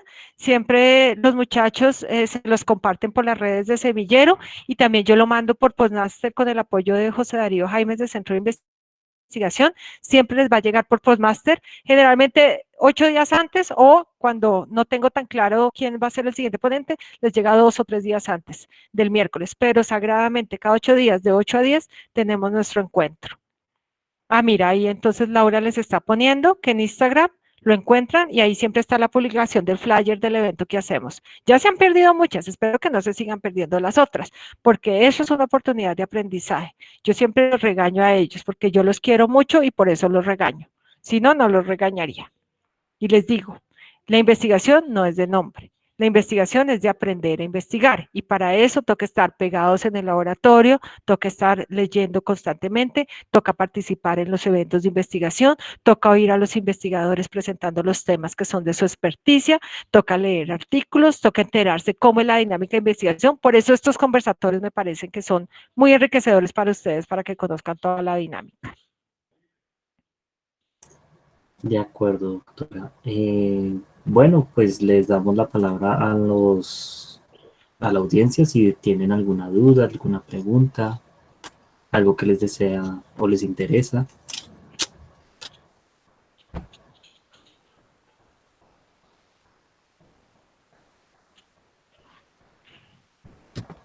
Daniel, ¿no hay ninguna pregunta en el chat? No, de momento no. Yo entré tarde, pero quería saludar a Paulita. Ay, claro. Mi amiga, mi norte. Qué linda. No, y felicitarlos nuevamente, divino lo que dijo. Es realmente toda una inspiración para todos, para los grandes, para los chicos, para todos. Felicitaciones, Paulita. Ay, Excelente. claro, tan linda. No, muy bien. Muchas gracias. Es fantástico. No, Un eso sí. abrazo para todos. Chévere. Ay, gracias, Claudita. Qué lindo es de verdad ustedes unirse porque pues casi siempre estos espacios los profesores no se unen. Claudia los acompañó hace 8 días también en la actividad y créanme que Claudia también es una referente total en esta investigación. Las dos nos montamos en el mismo bus, como dicen. Un barco ahí, sí. Con muchos sentimientos compartidos, pero también con muchos momentos muy bonitos. Entonces, eso vale la pena. Maravilloso. Sí, bueno, un abracito. Gracias, Claudita. Creo que Claudita les contó hace 8 días la experiencia de cuando nos quedamos del avión en Pasto, ¿sí o no? ¿Les contó? Sí, creo que les conté eso. Les conté la ganada del Hatton con Sarita y mis niñas que se iban a comprar artesanías también. Sí. No, es que las experiencias han sido inolvidables, de verdad que han sido momentos tan bonitos alrededor de la investigación que sería inagotable. Y Miren que estuvimos eso, en Uruguay, ¿te acuerdas? uy, Paseando, claro, nos sí, congelamos sí, en Uruguay, ustedes no se imaginan los sí. vientos fríos de Uruguay, y Claudita era re guapa y ella se iba a conocer una parte que se llama Colonia ahí en Uruguay, y ella sí, pues con su chaqueta y todo, y yo me quedé encerrada en un restaurante y me decía, ¿y qué? ¿Conociste tal y tal? Yo, no, Claudita, tengo mucho frío, es que no puedo, no puedo ni caminar. Dice, y esta sí es mucha floja, ¿cómo así que viene hasta acá y no conoce por el frío? Pero es que el frío era impresionante, estaba terrible, de verdad. Impresionante, sí, la verdad. Pero fue una muy buena experiencia, súper bonito. Y miren que eso de estar uno con los colegas compartiendo en esos espacios es maravilloso. No sé, hay personas que siempre están allí. Está John Harold Estrada, está Lina Suárez, está Mauricio Rodríguez, está de nuestra facultad, ¿quién va? Carol Guarnizo. Uy, Carol tiene unas ponencias espectaculares y como ella maneja muy bien el inglés, con su grupo de investigación en salud pública, en eso sí aéreo, uno se siente orgullosísimo de ella también. Generalmente somos esos, Claudita con Sara, siempre están también allí. Son los que principalmente asisten a los IAR, a veces Carolina Torres también está. Y viera que armamos unos planes muy buenos alrededor de la academia que de verdad vale la pena. Para que ustedes no crean que todo es trabajo, como les he hablado, sino que esto da mucha satisfacción también social, en el sentido que son tus pares, son tus amigos, son con quienes conocen como todas las peripecias que hemos pasado para llegar allí, lo difícil que es y cómo uno valora tanto el trabajo de su compañero de su universidad como el de uno mismo.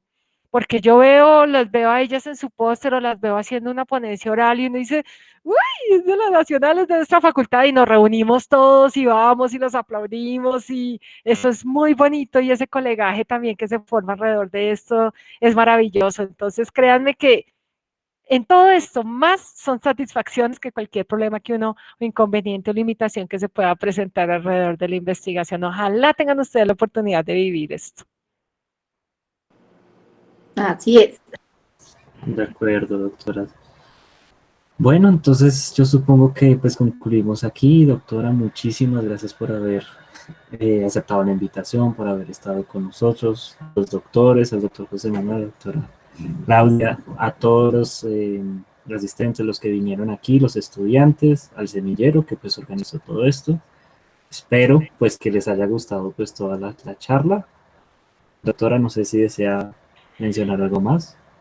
Yo solo quiero agradecerles a ustedes este espacio. Creo que nunca había tenido una conversación tan amena y tan rica alrededor de la investigación y más con ustedes, que me encanta conversar. Ustedes saben que me fascina hablar con ustedes, todos los del semillero. Para mí les tengo un cariño demasiado especial, o sea, esto ha sido maravilloso durante ya muchos años que emprendimos como este proyecto que ustedes materializaron, porque al final esto no es una idea de profesores, esto es una idea de estudiantes y es su espacio y para ustedes, es de ustedes y para ustedes. Entonces yo sí les agradezco este espacio, muy bonito poder compartir eso y que me hayan hecho reflexionar de muchas cosas que yo creo que uno no piensa mucho en eso. Muy bien las preguntas, muy inteligentes y eso me gusta. Y lo otro que les quería decir ya para terminar simplemente es que pensemos que la Universidad Nacional, la mayor riqueza es el recurso humano, más que cualquier otra cosa. Lo que hace muy valioso cada uno de ustedes. Y desde ese punto de vista, nosotros tenemos toda la fortaleza para sacar adelante proyectos, toda la fortaleza para formarnos en el campo que queramos, ya sea clínico de investigación, que muy seguramente va a salir muy bien, porque como les digo, no tendremos recursos o no tenemos lo que sea, pero recursos humanos sí tenemos. Entonces, maravilloso y gracias por estar aquí, porque yo sí creo que es el escenario para que ustedes se puedan formar mucho mejor como estudiantes. Ahí veo a Juliana. Julia ha sido muy juiciosa, yo quiero felicitarla, igual que Jitsa.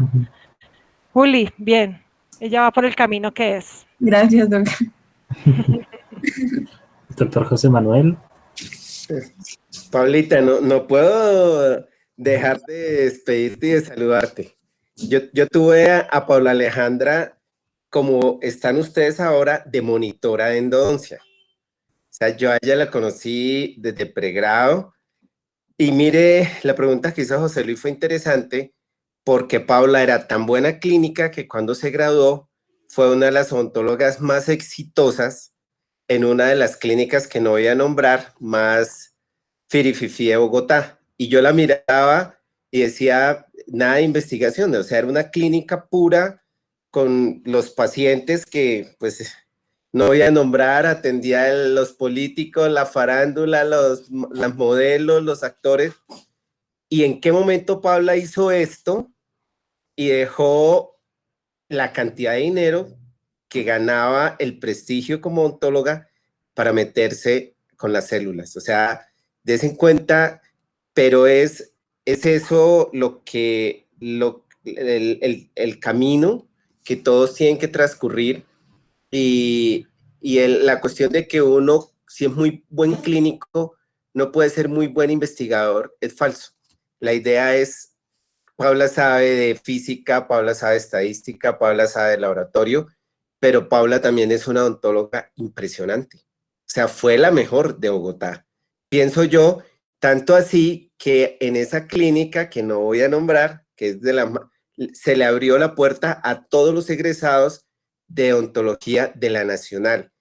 Y muchos de los más prestigiosos rehabilitadores y la gente que hace estética están allá por Paula y por Claudia García, que era la endodoncista de esa clínica.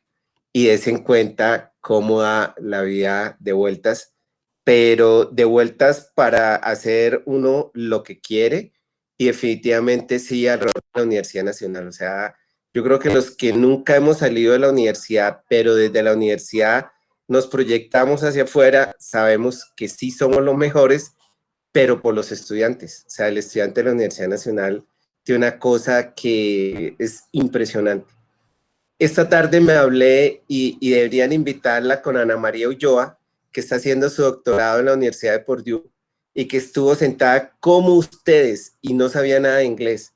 En este momento está con una señora que ha trabajado con Nobel, que es Lia Stencio, que es una de las... Y yo le digo, ¿te podemos invitar a que nos hables? Dijo, cuando quiera me invita. O sea que los límites se los ponen ustedes. Por eso yo soy tan cansón con las básicas, porque es que las básicas es el principio de todo. Aprender a hacer algo se aprende, pero aprender a pensar desde las básicas, ¿no? Paulita, muchos besos y mi admiración. Ay, gracias, mi José, tan lindo. Mi José me hizo acordar de cosas que, uy, Dios mío, casi que se me aguó el ojo. Acuérdate que mi memoria es impresionante. Impresionante. Yo ya ni me acordaba de esas épocas. Es cierto, él tiene muy buena memoria y así es. Ustedes pueden ser muy buenos clínicos y no se imaginan la presión social cuando uno dice que se va a retirar de esas cosas para hacer investigación. ¿Cómo se le ocurre si usted gana muy buena plata? ¿Cómo se le ocurre si usted es la mejor? ¿Cómo se le ocurre si se me ocurre? Porque es lo que me gusta hacer, es en lo que puedo aportar y también puede ser tan buena como lo que hago allí. Y ustedes también van a poder. Escojan lo que les guste, muchachos, lo que sientan que les va a llenar en su vida, que ustedes se paren todos los días de la cama y digan, estoy feliz de ir a trabajar en esto, sea la clínica o sea en investigación. Si ustedes no se sienten felices, no lo sigan haciendo, porque no hay derecho de que uno se arruine la vida por un trabajo que no le gusta. Uno es mucho más que trabajo. Uno es su familia, sus proyectos, su vida personal. Y esto es solo una parte. No deben arruinar esa parte que es tan importante. Solo por la situación económica, porque créanme que si uno quiere, puede hacer también un camino por la parte de la investigación. Muchas gracias y les mando besos grandes a todos. Y lo que necesiten, ustedes saben que donde sea me pueden buscar. Gracias, Doc. Muchísimas gracias, doctora. Gracias, Doc. Bueno, muchas gracias a todos. Gracias. Gracias a todos. Gracias, doctora. Bueno.